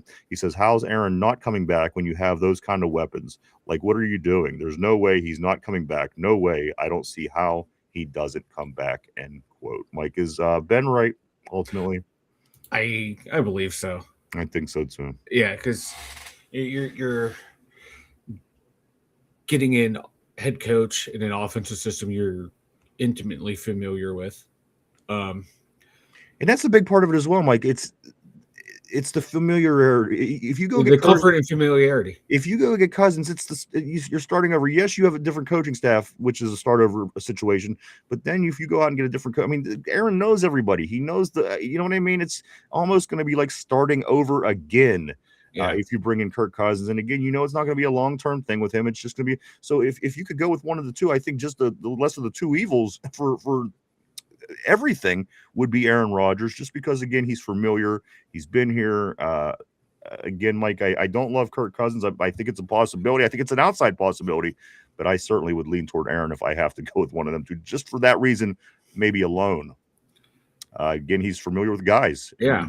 Knowing people sometimes is half the battle, and knowing what people think. And Aaron's not a dumb guy. He learned a lot about a lot of the people on his team last year, I believe. Yeah, and now you have 2 top flight receivers to throw the ball to. Now you got, again, 2 really good running backs. And, if he needs that safety valve to dump off to, I think, he has that familiarity with Jalen Warren to where he can fill in that Kenny Gainwell role. So all signs are pointing towards Rodgers coming back. But, my God, if he retires and they bring in Cousins, I might freak out like Derpy freaks out. I'd love to get that one on tape as well. Let's go right here to where Cody says Tua. I thought you said two of. RB says the only reason I'm against Cousins is it appeared last year that his arm fell off a cliff. It was never a cannon to begin with, but early in last season it looked bad. He always had a smart arm, and I like a smart arm, but at the end of the day, you have to have other things as well. Corey says, this moron shaking my head. If a team is willing to lose $22 million off of a cut, then why would we want him? Good point. They did get their Tua, though. Tua is going to be one of these guys that Mike, it's such a big thing. Atlanta got Tua, and it was such a big thing when Miami got Tua, and he didn't do shit. You suck for Tua. So why, I don't know why Atlanta's getting excited. He's going to suck there, and then probably in a couple of years he's going to go somewhere else and suck, and they're going to get excited about him. He'll probably be in Arizona next. They'll need a new quarterback in another year or two. And, You know what? I forget who said it on the board, but they can have Tanner McGee out there in Arizona. yeah. Cody says this. I think we should get two of the best wide receivers. We should get two of the best wide receivers in the league. Like it. Also, John says I wouldn't bet on I wouldn't bet on Rodgers staying healthy this year. One thing that I will say about that, I didn't think he was going to stay healthy last year because of his age. And again, his Achilles snapped basically, a year and a half before that. But he even after breaking his wrist, that mug still showed up. He was off that 1 week. He was off the Chicago week. Yeah. But you know what? He still showed his ass up the following week and the rest of the season. So, that's not a big concern of mine. I mean, it's always a possibility of somebody getting hurt, especially at that age, coming off of a couple big injuries like he has, Mike. But it's not really a concern of mine. He's somewhat durable, Aaron Rodgers, at least from what I've seen so far. Again, Mike missing very, very little time on the broken wrist when a hammy can keep you out for weeks. Right. He literally broke the bones in his hand, and he was back out there playing again the following week, Mike, after that 1 week off. Yeah. So again, I'm not saying that he's a Superman by any means, but just as a fan, I dig that. I like the fact that he was tough enough to get back. He was tough enough mentally to where he didn't have to let it play on for a week. Oh, is he going to be back next week? What's it going to be? Is it going to be, he came back.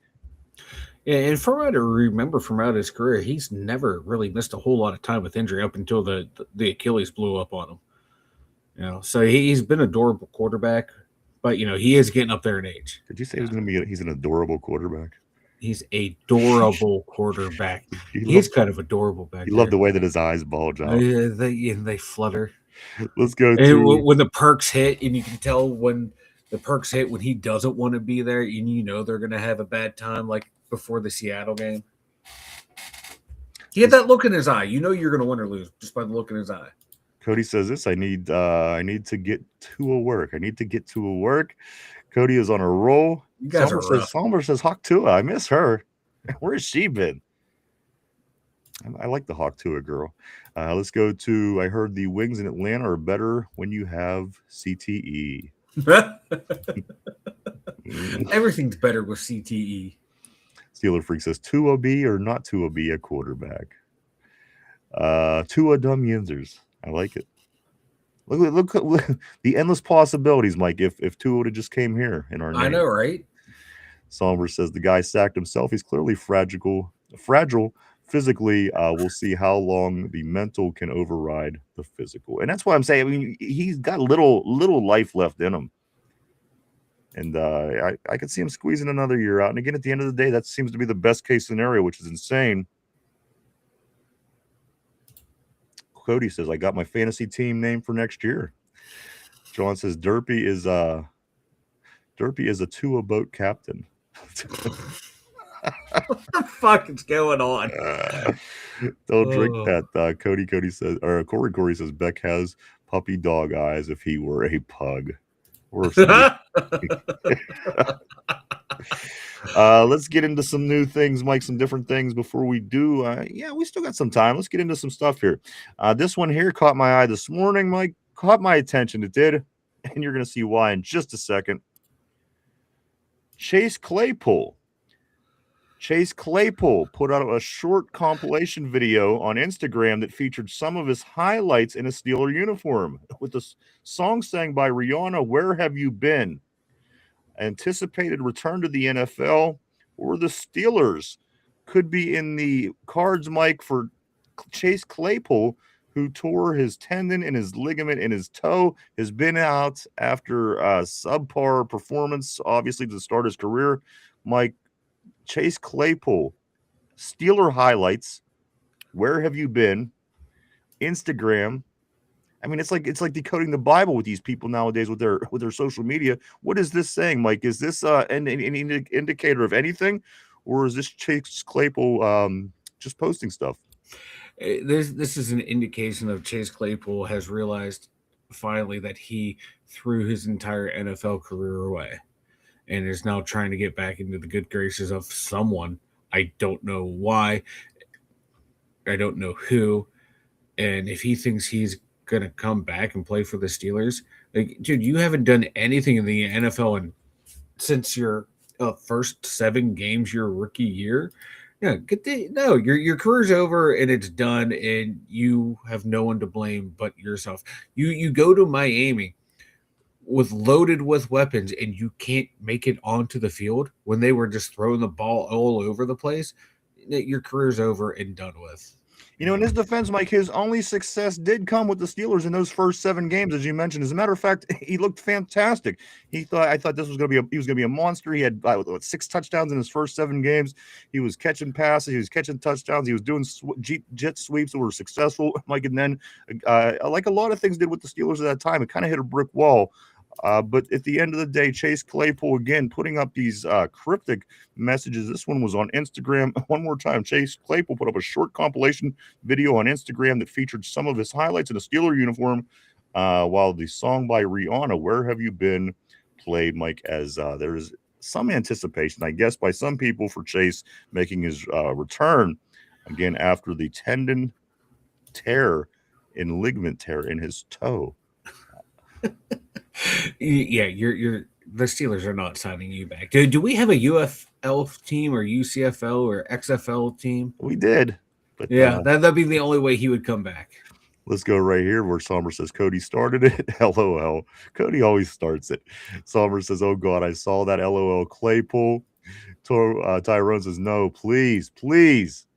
Tortilla's ready to send him off to Iran." Sommer says, "Bro, panhandling for a job." Uh-huh. Tortilla says, "I wouldn't even trust him on the Wendy's Frosty machine." That's a good one. Sommer, please, sir, any spare roster spots? Let's go right here. Bring out your dead. Bring out your dead. Tortilla says, how easy does he think we are? Bro, better take us to dinner first. That's really good as well. Corey said the effort set a record. I thought so. He was scoring like crazy when he first got here, which was insane. We thought we got him. We got one. We got a guy. He set rookie record for touchdowns, and it was within their first 10. It was like 7 touchdowns in their first 10 or something like that, if I'm remembering right. You're right. And Sommer says, put him on the girls' flag football team. One more thing, Mike, we're going to get into before we start rounding third on the show. This one here, always about Cam and his comments. Yesterday he was saying that you don't even know what my brother's role was here, so you can't not like him. It's always something with him. You can't have an opinion with Cam. He's got to tell you. He's always going to tell you what to think, like with his brother. Who cares? We know what he did. We watched every week, just like you from the sidelines. Most of the time, watched the game every damn week. So this is what Cam says this time, Mike. It is equally as stupid, but for a different reason, and I'll explain why it's stupid. It might not sound stupid at first. It might even sound like a good idea at first, but I will get into why it is stupid in just a moment. Cam Hayward says also in his latest podcast, Mike, that Pittsburgh should get a NBA or WNBA team, which has been said many times in my life. Yes. However, for as many times this has been brought up, people should know that it's not going to happen. Mm-hmm. It's just not. It's the same reason that Cleveland's not getting a 4th team. It's the same reason that Cincinnati's not getting a 3rd team. It comes down to entertainment dollars. Listen, if there could be a sports situation in Pittsburgh that we could have taken advantage of and put a black and gold uniform on people and made a bunch of money, we would have did it. Believe me. Oh, yeah. They tried with CBA back in the 90s with the Pittsburgh Piranhas, the ABA back in the day. They've tried many a times with basketball in the NBA, and I'm going to tell, and again, Cam, he should know better. Cam should know better. And it's the entertainment dollars. Pittsburgh doesn't. What they do is they multiply. There's a formula. You take all the medium amount of money that people make in a city, in the surrounding areas, and then you take what a roster makes in the NBA, and you put all these numbers together and crunch it out. And there's just no way that Pittsburgh is the size of a city that could support and carry 4 major professional sports teams at any given time. It's not financially possible. As I said, that like really smart people sit down and they figure this stuff out. And again, I would have thought if Cam he's been here for how long? 30 years now, it seems like. Yeah, he would At some know this. point he may have heard this at any point. Yes, we would love to have an NBA team. I'd love to have a WNBA team. But at the end of the day, it's not going to happen. The money isn't in Western Pennsylvania. Philadelphia is bigger. Look at the population of a Philadelphia. People say, well, look at Philadelphia. Philadelphia is considerably bigger in population than Pittsburgh is, and they do have 4 teams. New York has 30 teams, but they have more people in that city than anybody in Los Angeles. So again, you wonder why the Cubs and the LAs and the Giants, the Chicago's. This is why. We're never going to get an NBA. We, again, have a hard time supporting 3 teams. Now, if they're good, we will get out there, but the money's not there. And again, at the end of the day, Mike, it's hard to carry the Pirates because they don't win often. And, you start to see how it plays out when teams don't do well. So now you're going to have to hope that four teams can continue to stay successful all the time to be able to even keep it afloat. Cam Hayward, Mike, on some old shit. Pittsburgh should get a NBA or WNBA team. It would be awesome. Those games are fun to go to and watch. Every NBA game I've gone to have been fun and enjoyable. But they're great to go to. I agree. Because the action's always going on. There's always something happening. Keep your attention. But like you said, like the entertainment dollar, it's not feasible here at all. It sucks because I think a team could be supported here, but economically, it's a non-starter. That's exactly it. It's not. What do you expect from someone with an Ohio State education? If you want a good education, you got to go to Indiana. There you go. Let's go to. I got to scoot down here a little bit. I'm going to go right here. Somber says, "Yeah, I'm about done with Cam. I know. Can't he just go away?" No. And then they keep feeding us the bullshit that he's the best defensive lineman. And why does nobody call that out? I remember everyone buys it because everyone just looks at the highlights from him. Everybody says that listen, the same people that say that TJ Watt ain't it, they turn around and tell you that Cam Hayward is the best defensive lineman in the game. Between the two, I think TJ is certainly better. But again, Mike, Cam Hayward just won't go away. And here's the thing: every time you play a primetime game, it's right across the bottom of the screen. Why does nobody outside of Pittsburgh bring this up? Why does nobody say he's the number 1 defensive lineman? That's crazy. Because I would agree with him 100%. That's insane. The best defensive tackle in the league? I just don't see it. Like there's that game against Baltimore to help us seal the playoff berth. Yeah. That was one of the best games I ever saw Cam play. He played start to finish with heart, determination, and then he chased down Derrick Henry down the sideline. Yeah. I never thought I would see that. I know, right? That's what you and I were like, oh, God, this game's over. Cam's the only one hustling. And he kept that intensity up through the whole game. But then come the playoff game, where was he? He disappeared. And that's my biggest issue with Cam has always been his consistency from game in, game out, and in the high-level games. He does have those great games where he dominates and that everyone talks about for weeks on end. Then when he has 2 or 3 games back to back to back where he doesn't do anything, no one says a fucking word. And then he'll bust out with a big game, and everyone's going, see, look, he's great. He's very inconsistent. He can fool you if you're not a Steeler fan because you don't see him consistently, but you see him week by week, you realize what you have, and you realize he's not the best defensive tackle in the league. As Cody said on the board here, he says the team has literally got worse since Cam has been here. Let's stay on the board. Let's keep moving along. Somber says he's so freaking emotional. He's just so emotional. He is.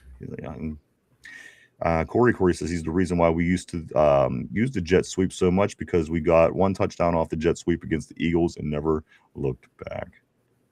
Matt Canada boy, he was like, we're on to something. I got this jet sweep, guys. You're going to love this. John Steeler Freak says this. Ham Hayward is looking for clicks for his podcast.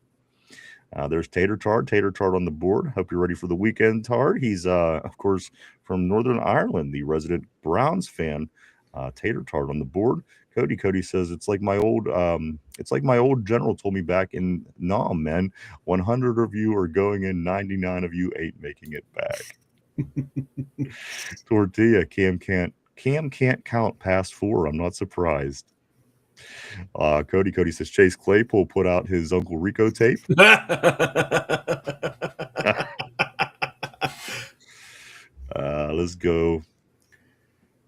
Let's go right here to Tortilla. He says next year Cam is going to say Thanos was right.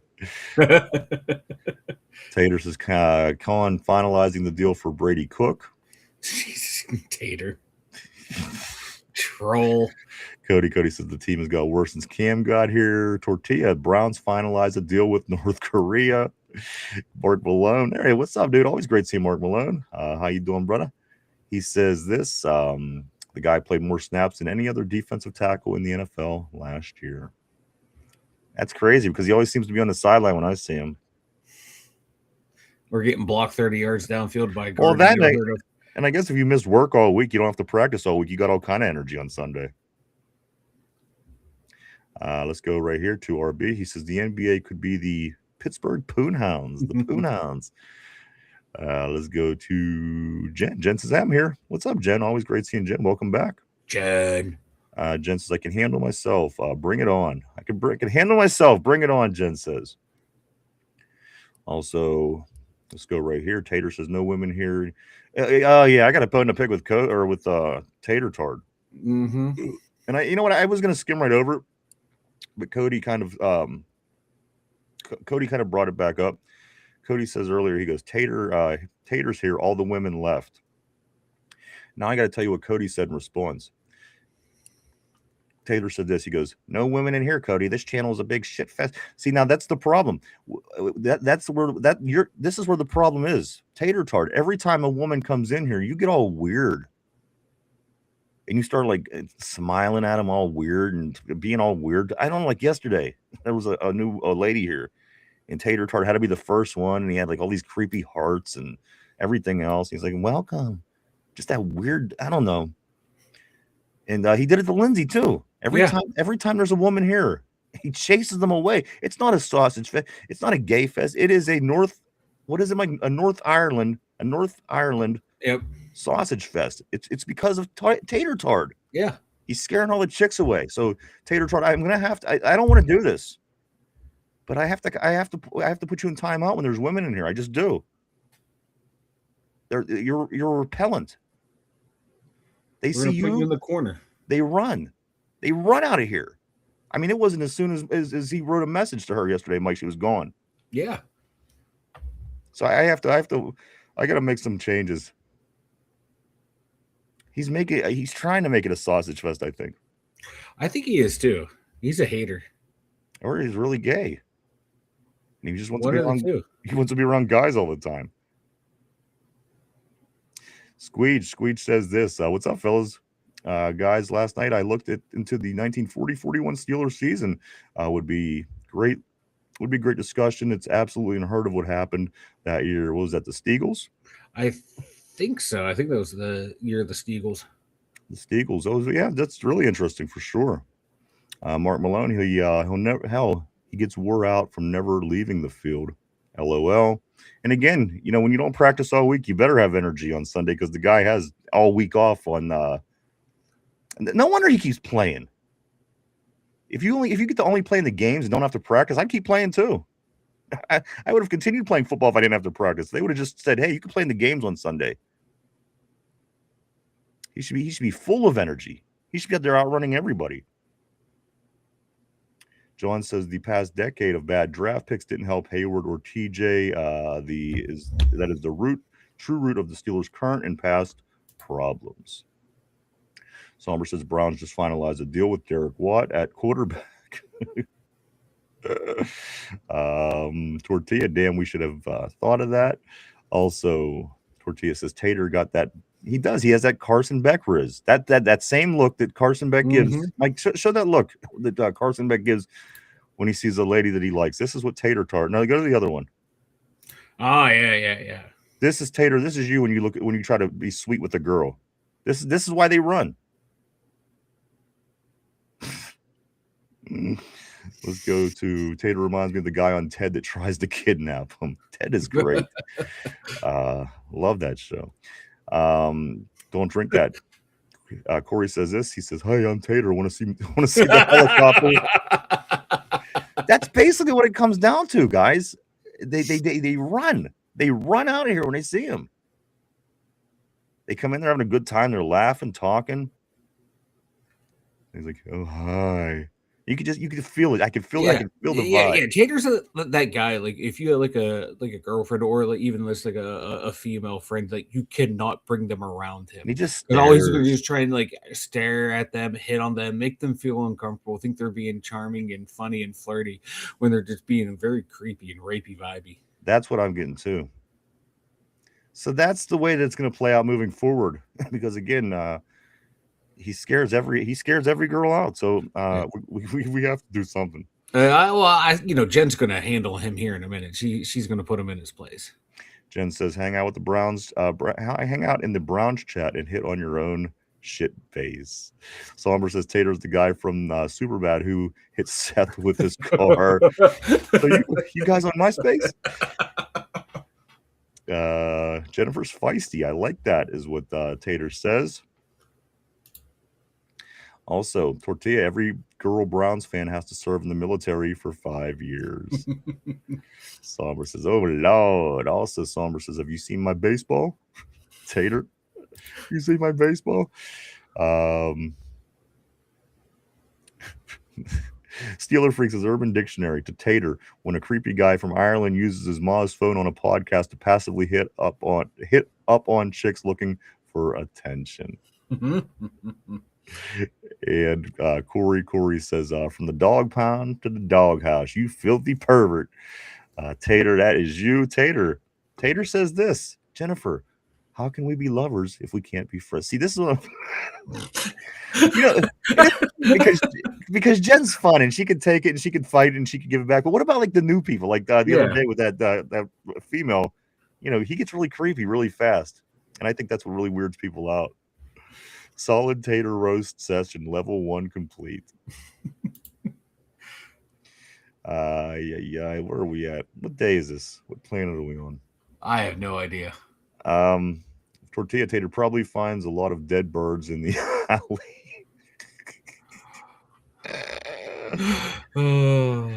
All right, I guess where are we at? What are we doing? What day is this? What year is it? What planet are we on? Mike, now it's time to dish out your punishment. This is your options because of your drinking problem. Now, one thing, I can't stop you from drinking. So all I could do is just try to make the situation better here at the show. So these are your options. A, to make up for how mean you were, you could do one of 3 things. A, you could take my counseling once a week on this show. I will counsel you once a week to monitor and to keep up with your drinking habits and your anger. Due to it, you could do that. That's A. You could either do have my counsel one time a week, and it's going to go on for several weeks. B, you could do the show next week, all week, with no shirt on. That's B. Or C, you could hit yourself right now, like smack yourself in the face really hard, and that will make it all better. All you have to do is just hit yourself, just smack it really hard. So you have all 3 of those options, Mike, and it will all be behind us. You could either A, let me counsel you, B, do the show shirtless next week, or C, hit yourself to make it all go away. Tortilla just asked if he can help Vanilla with his punishment. So what kind of help is Tortilla offering? I need to hear Tortilla's input before I can answer the question. And we're definitely nope. John is saying this, Mike. 4, take jealous shots out of Derpy's belly button. Nope. I find that fair. Okay, that's D. You could take jealous shots out of Derpy's belly button. Corey says we're on Planet Nebrew. Let me grab a couple more of these messages here real quick. You think about it. You just sit there and think about what you've done. And then we're going to get to you in just a second, Mike. A, counsel for me weekly. B, shirtless Mike, which I think if anything brings back the girls, that would be it. C, you could hit yourself really hard in the face. Or D, take jello shots out of Derpy's ass crack is the new revision. I tortilla help equals beer, so I get to drink beer on the show. I am going with You do that tortillas anyway. option. What? No, see, it's not even. I It's don't not drink even. beer on the show. You have.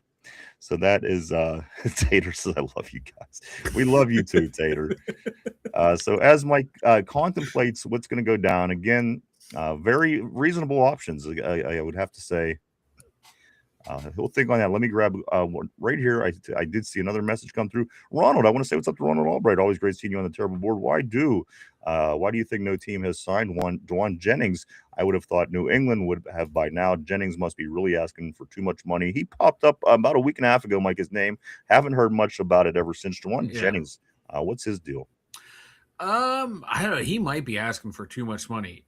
You know, he only had like one really, you would call damn good year. And it was 2024, 77 catches, 975 yards, 6 touchdowns. And followed it up this year with 55 catches, 643 yards, and 9 tutties. And before that, he didn't do a whole hell of a lot.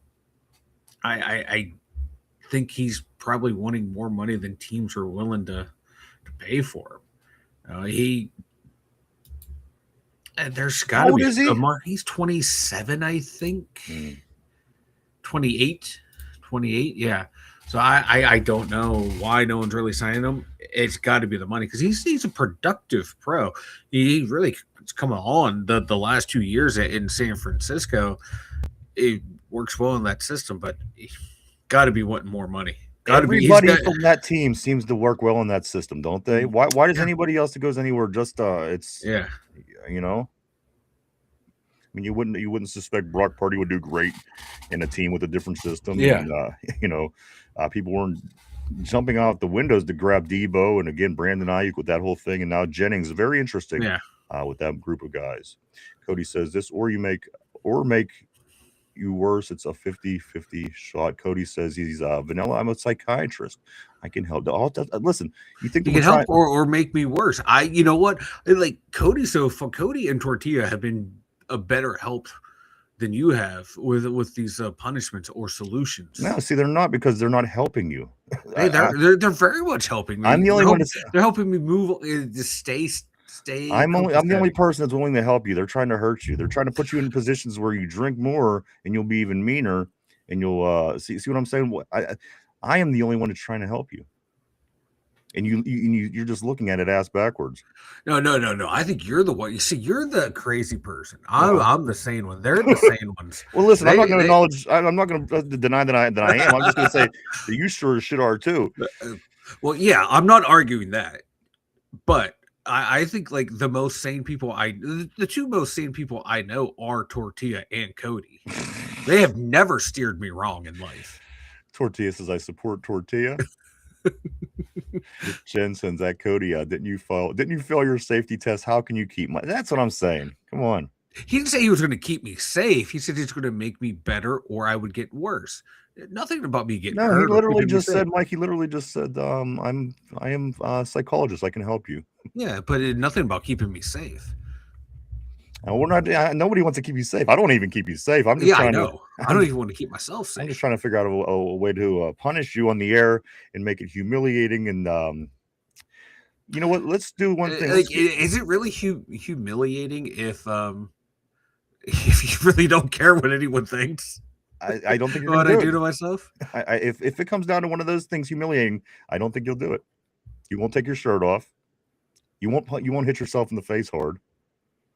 You won't do what John says. So I think it actually has to come down to me counseling you every week at the end. But listen, I'm not putting words in your mouth. I'll let you answer, but not quite yet. We're getting there. Ralph, what's up, dude? Always great seeing Ralph Williams on the terrible board. He says, hello, interesting to see what's happening in the draft. Absolutely. Just 34 days from right now, Ralph. It's going to be here. Believe it or not. You know what else is going to be here? The website in about 3 seconds. Mike, why don't you go ahead and tell everybody about it? The twodumbyinzers.com. Check it out, everyone. We got all of our social media over there. We got articles by me, Chop, RB, a bunch of draft stuff over there. Check it out, guys, at the twodumbyinzers.com. And maybe there's some more topless photos over there of Vanilla Thunder. You don't know until you go take a look. I think that everybody just wants to see if all those tattoos are real from that picture that you always put up. They want to see what's really going on under there. That's what I.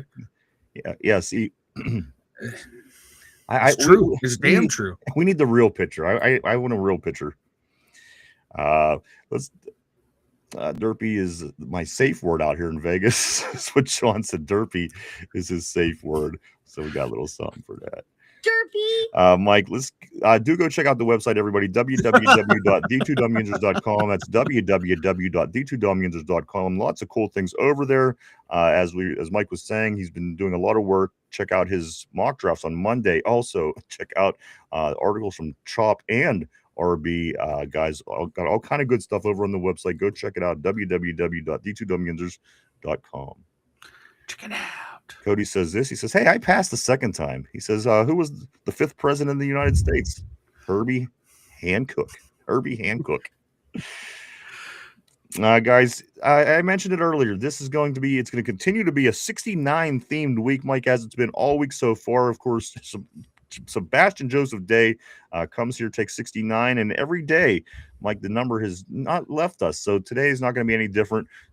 Think 69 while thinking about the daily trivia. Mike, put on your thinking caps. Everybody at home, put on your thinking caps as well. It's time to get into it. And again, this is, of course, connected to the number 69. Here we go. Nice. Zach Banner briefly wore number 69 in 2018 due to an equipment error before switching to what number? Let me do it again. Let me read it one more time. Just so we don't get it wrong. We're all on the same page. Zach Banner briefly wore number 69 in 2018 due to an equipment error before switching to what number, guys? If you think you know it, if you have a guess, if you don't, throw a guess up anyways. You might be right, guys. Zach Banner looking for his number. Jen is saying number 72 on the board. Let me do a couple things and I'm going to get back to your thoughts on that, Mike. We're live 5 days a week right here, Monday through Friday, 11:30 a.m. to 2:30 p.m. every day right here on the Tube. On Tube.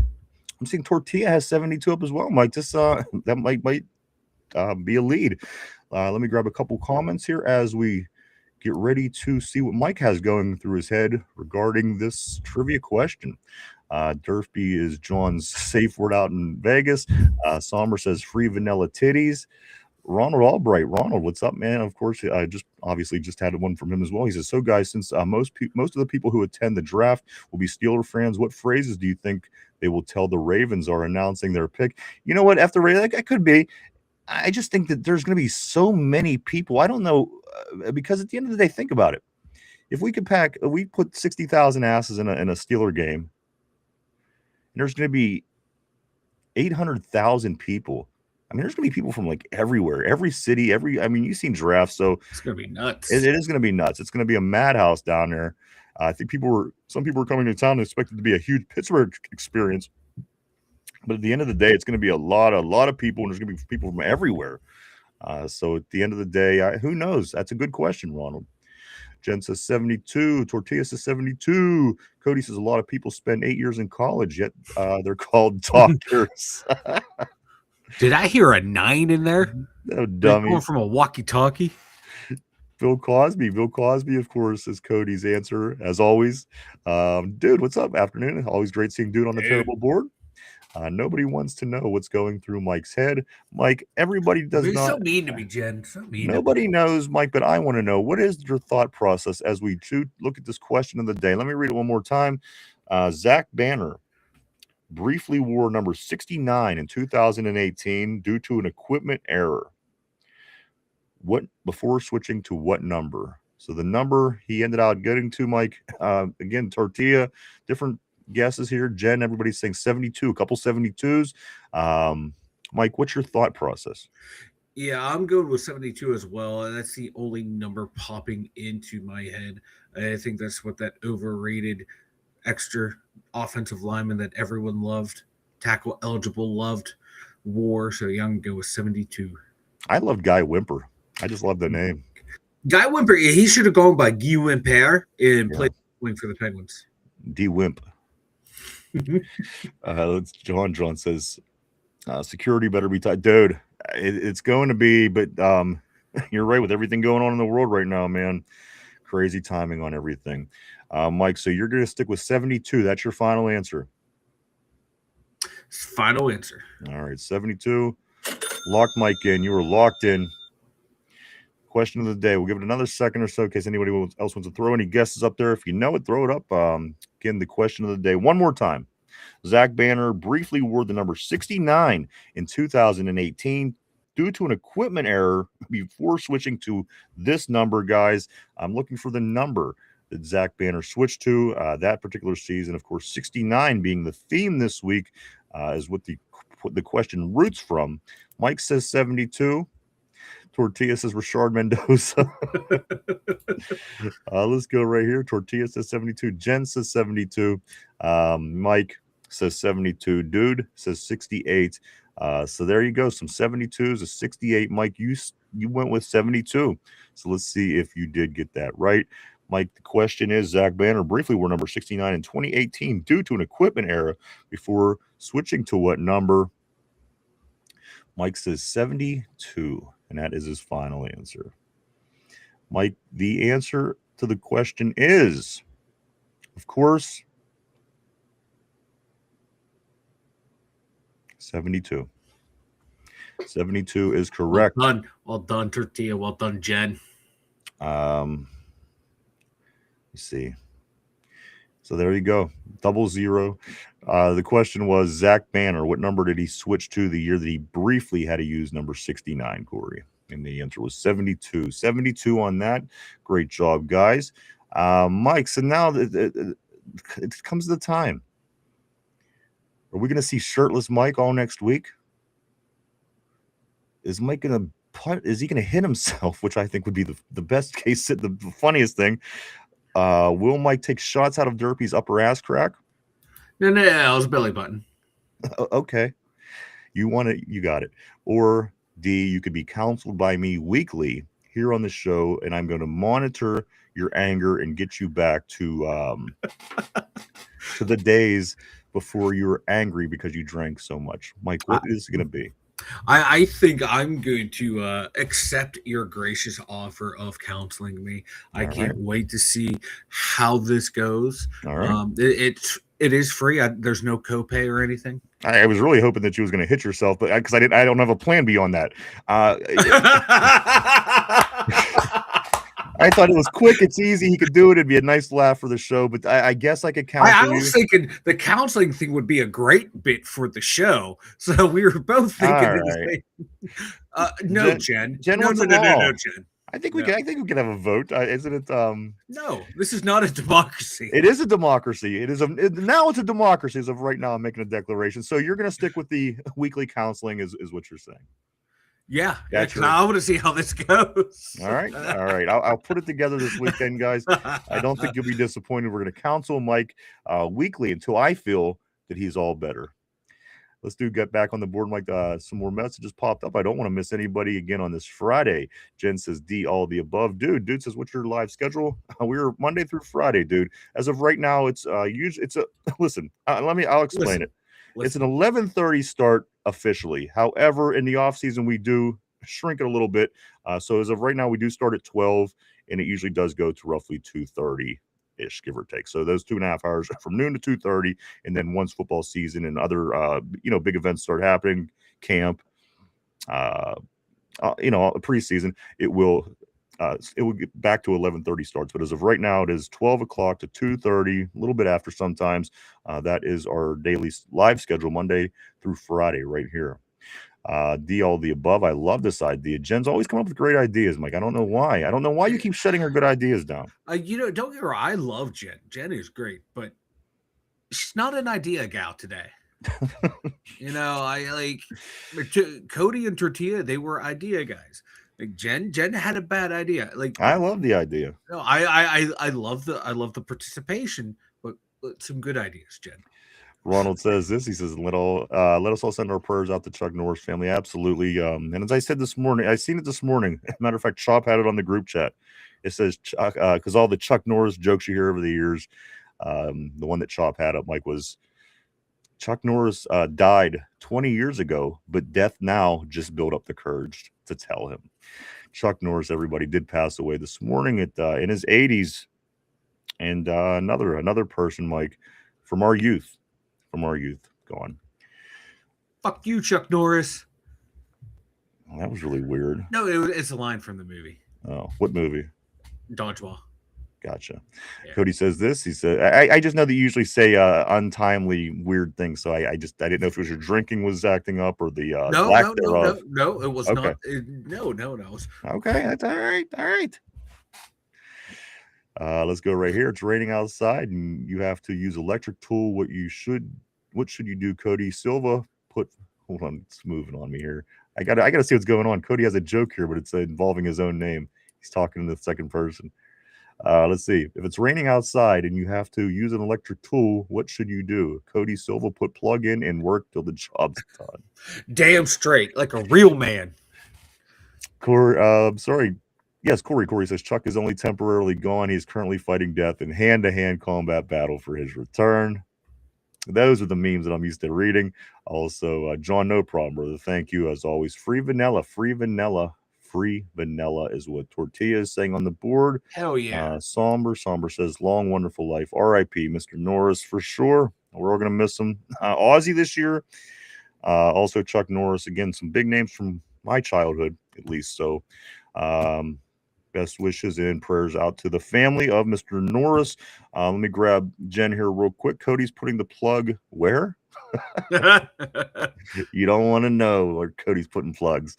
Let me say these few things. I do want to say, if you are watching sports this weekend, which I assume most people are going to be doing, I think it's going to be a lot of NCAA basketball as the March Madness has started this week, Mike. Maybe stop and get yourself some Duquesne Pilsner for the games. Delicious beer, Mike. The people at Duquesne Pilsner always include us in their promotions. We couldn't be more thankful. So we were passing the word along. It is now available at Giant Eagle in 6-packs and 12-packs and in cases wherever cases are sold. Show them some love. Maybe if you're not even a big drinker, you could always swing over by their social media. Do hit the like, follow, all those fine things to help out the people at Duquesne Pilsner because they do the same for us. Mike, Duquesne Pilsner, we always have it on tap here in the studio, made right here in Pittsburgh.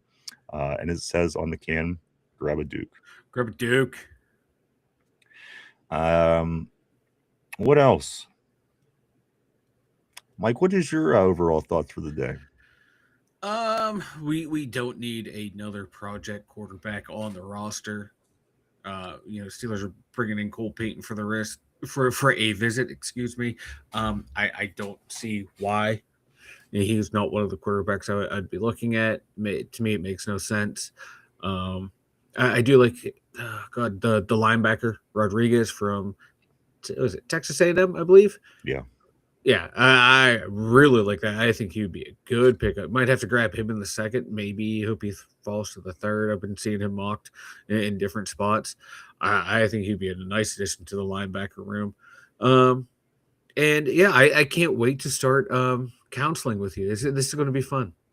I think you're gonna. I think you're gonna get better. That's all I have to say. We'll get more into details next week. Mike, let me see. Cody. They're talking about on the board, Jen. I don't know what she wants to do with that electrical socket and then everything to Ken, but or that Cody's talking about. Jen says, is that an option for Mike's therapy? See, I like the way Jen thinks. She has great ideas. Jen, you're not having good ideas right now. These do not. Texas Tech, thank you, Ronald. I couldn't remember. I thought you said. Oh, okay. I said Texas A&M. There's another linebacker in the draft that went to Texas A&M. Well, Texas Tech is Jacob Rodriguez, 6'1", 231 pounds, linebacker. Yeah. Who are we talking about? I said Texas A&M. Oh, I got you. Yeah, and I think it's Torin York is the Texas A&M linebacker. Texas A&M linebackers Jacob Rodriguez. Oh, Texas Tech. You know what? I'm looking at this size. It just kind of caught my attention. 6'1", 231. That's my size. This guy's going to be an NFL linebacker. That's crazy to me. I'm used to growing up with the Levon Kirklands and Ray Lewis, where these guys are just so big. Yeah. 6'1", 231 is my size. So that's just kind of crazy to me when you think about it. Let's get a couple more of these in, Mike, and we are going to get ready to start wrapping it up for the week as we're just 34 days away from the NFL draft. Let's go right here to Cody says electric shock therapy. Now that is an idea. I agree. See, now No. Cody's getting on the right page. The Tortilla says you can't shock thunder. You can't. You can't. You cannot. Thank you, Tortilla. Tortilla's the only one who's been looking out for my best interest. This is why, again, Tortilla Jackson is number one on the friend list. Also, Cody says we could turn Vanilla into Uncle Fester. And this is why Cody is number one on the enemy list. Wait, who was Uncle Fester early in the week? We were saying somebody who looked like Uncle Fester. I can't remember who it was. I can't remember. Because that's the second time he came up this week. And then also Somber says Rodriguez finds the ball, man. He's a dog. That's what we need. We need a dog. We need somebody with the ball that with the nose for the ball. Somebody that gets up there and thump your ass in the hole. And we don't have that. We don't have that guy, unfortunately, right now. At least seemingly so. So we'll see what the new coaches can put together, Mike, with this roster. We will see. We will see. We will see. I do want to say these things also. Do check, swing over, check our social media out. We are all over the place. Keep up with what's going on with the Two Dumb Yinzers on a day-to-day basis. You could go to Facebook. You could go to X, formerly known as Twitter, Instagram, Threads, even TikTok. Keep up with what's going on with the show. Swing by, do that. Also, if you haven't had a chance, you do hit the like button down below. If you haven't hit the sub, hit the share, even leave a comment. It all helps in the algorithm, guys. We appreciate it all. Thank you so much. John saying Con equals Fester. Con, that's who it was. That's who it was. With the big black rings under his eyes and the bald head and the face. He is basically Uncle Fester. Cody, yes, that was absolutely who we were thinking about. Mike, any big plans for you this weekend? Yeah, I'm taking the kid to Chuck E. Cheese tomorrow. Chuck E. Cheese. Yeah, he wants to go to Chuck E. Cheese, so we're gonna go to Chuck E. Cheese. All right, sounds like a blast. I do want to say, guys, thank you so much for coming and hanging out and checking us out today. We certainly appreciate each and every one of you. We truly, honestly do. We wouldn't do it without you. Thank you so much. I want to say thank you to everybody on the board. You guys you're amazing. Always keeping the show interesting. You are the lifeblood of this show. We couldn't appreciate you any more than we do. Thank you so much. I want to say thank you also to everybody at home. Maybe you're in the car, maybe you're at the gym, maybe you're at work watching or listening to the show. We want to thank you as well. And anybody that Tater Tart might have scared away or offended anytime recently or in the past, we apologize about that. Guys, also, Somber, take it easy. You too, my friend. We thank you. Like the stream. We appreciate that. Jen says, I'm heading to a water park with my teenage granddaughter and her friends. And you know what, Mike? The weather's going to be nice here as well. So it's definitely going to be something. I don't know what it'll be, but it'll be probably NCAA basketball. Yep. And something with nice weather. So hopefully that stays nice for you tomorrow for Chuck E. Cheese. Jen says, show me the Jack Daniels, is what Jen is saying. Oh. And I have the drinking problem. The Jack Daniels, not all the bottles of Bacardi and Black Velvet and whatever the hell else he had. I love CC. Steeler Freak says, Cody says the Chuck E. Cheese, of course. The new Chuck E. Cheese looks like he has an 800 credit scale. What is up with that new Chuck E. Cheese? I haven't seen the new Chuck E. Cheese. I don't trust him. I just don't. What else? I think that's everything, Mike. Anything before we wrap it up? No, I got nothing other than I don't like this new Chuck E. Cheese doll. No, no, I need the old one that looks ratty and like you're gonna catch the mange by giving him a hug. Mm-mm. They gentrified Chuck E. Cheese. I don't like this. Yeah, there you go. That's your reality tomorrow. Chuck E. Cheese tomorrow. You're going to be counseled next week. Things are looking up for Mike. Can't wait, man. Things are going better for me. I do want to say this, Mike. NCAA all through the weekend. It goes all the way through Sunday. That's going to wrap up the first two rounds. Pittsburgh Pirates today against the Orioles is against the Braves. I'm sorry, it's a 6:05 start. Tomorrow they got the Blue Jays. Sunday they got Boston. Only these 4 games left, Mike. They kick off regular season in baseball. Pirates against the Mets on the road next week. Also, the Penguins back in action, Mike. They will be hosting the Jets tonight and the Carolina Hurricanes tomorrow afternoon. Penguins looking to stay on track with Sidney Crosby and Evgeny Malkin both back in the lineup. And the playoffs just right around the corner, Mike. A little less than a month and the NHL season will be over, and they will be heading into the playoffs. So a lot going on there. And also, Mike, the other football team here in Pittsburgh, the Pittsburgh Riverhounds, making the trek to Tampa Bay to take on the Rowdies tomorrow in soccer. That's a 7:30 start down in Florida. We'll be back tomorrow, or we'll be back Monday morning. First thing to do it all over again, go over all that and so much more. We'll certainly be scouring the Pittsburgh Steelers news throughout the weekend to be prepared for then. We hope to see everybody back then. The new Chuck E. Cheese is the new Chuck E. Cheese is back undercover, is what John is saying. I can't wait to hear the stories from Chuck E. Cheese. I can't wait. Mike is apparently going to show us the new Chuck E. Cheese.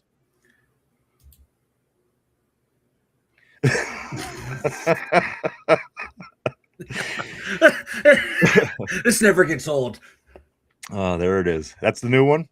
That's the new one. And there's Carson Beck's dad. Chip Carson off the old Beck block. dad and Carson Beck when he crashes out of the NFL. That's his mom. All right, there you go, everybody. Mike, you have a blast at Chuck E. Cheese. Stay out of trouble. I can't wait. I'm gonna have a good one. Keep cut down on the drinks maybe while you're at the kids' place. Again, we'll get you all fixed up, buddy. You don't worry about that. Again, thank you so much, guys. Thank you for everything you've done this week. You guys were awesome and as amazing as always. We couldn't appreciate it anymore. Thank you, thank you, thank you. Let's go right here to Mark on the board. Mark says Brown's girls are beautiful, like all girls from Ohio. They're not butch.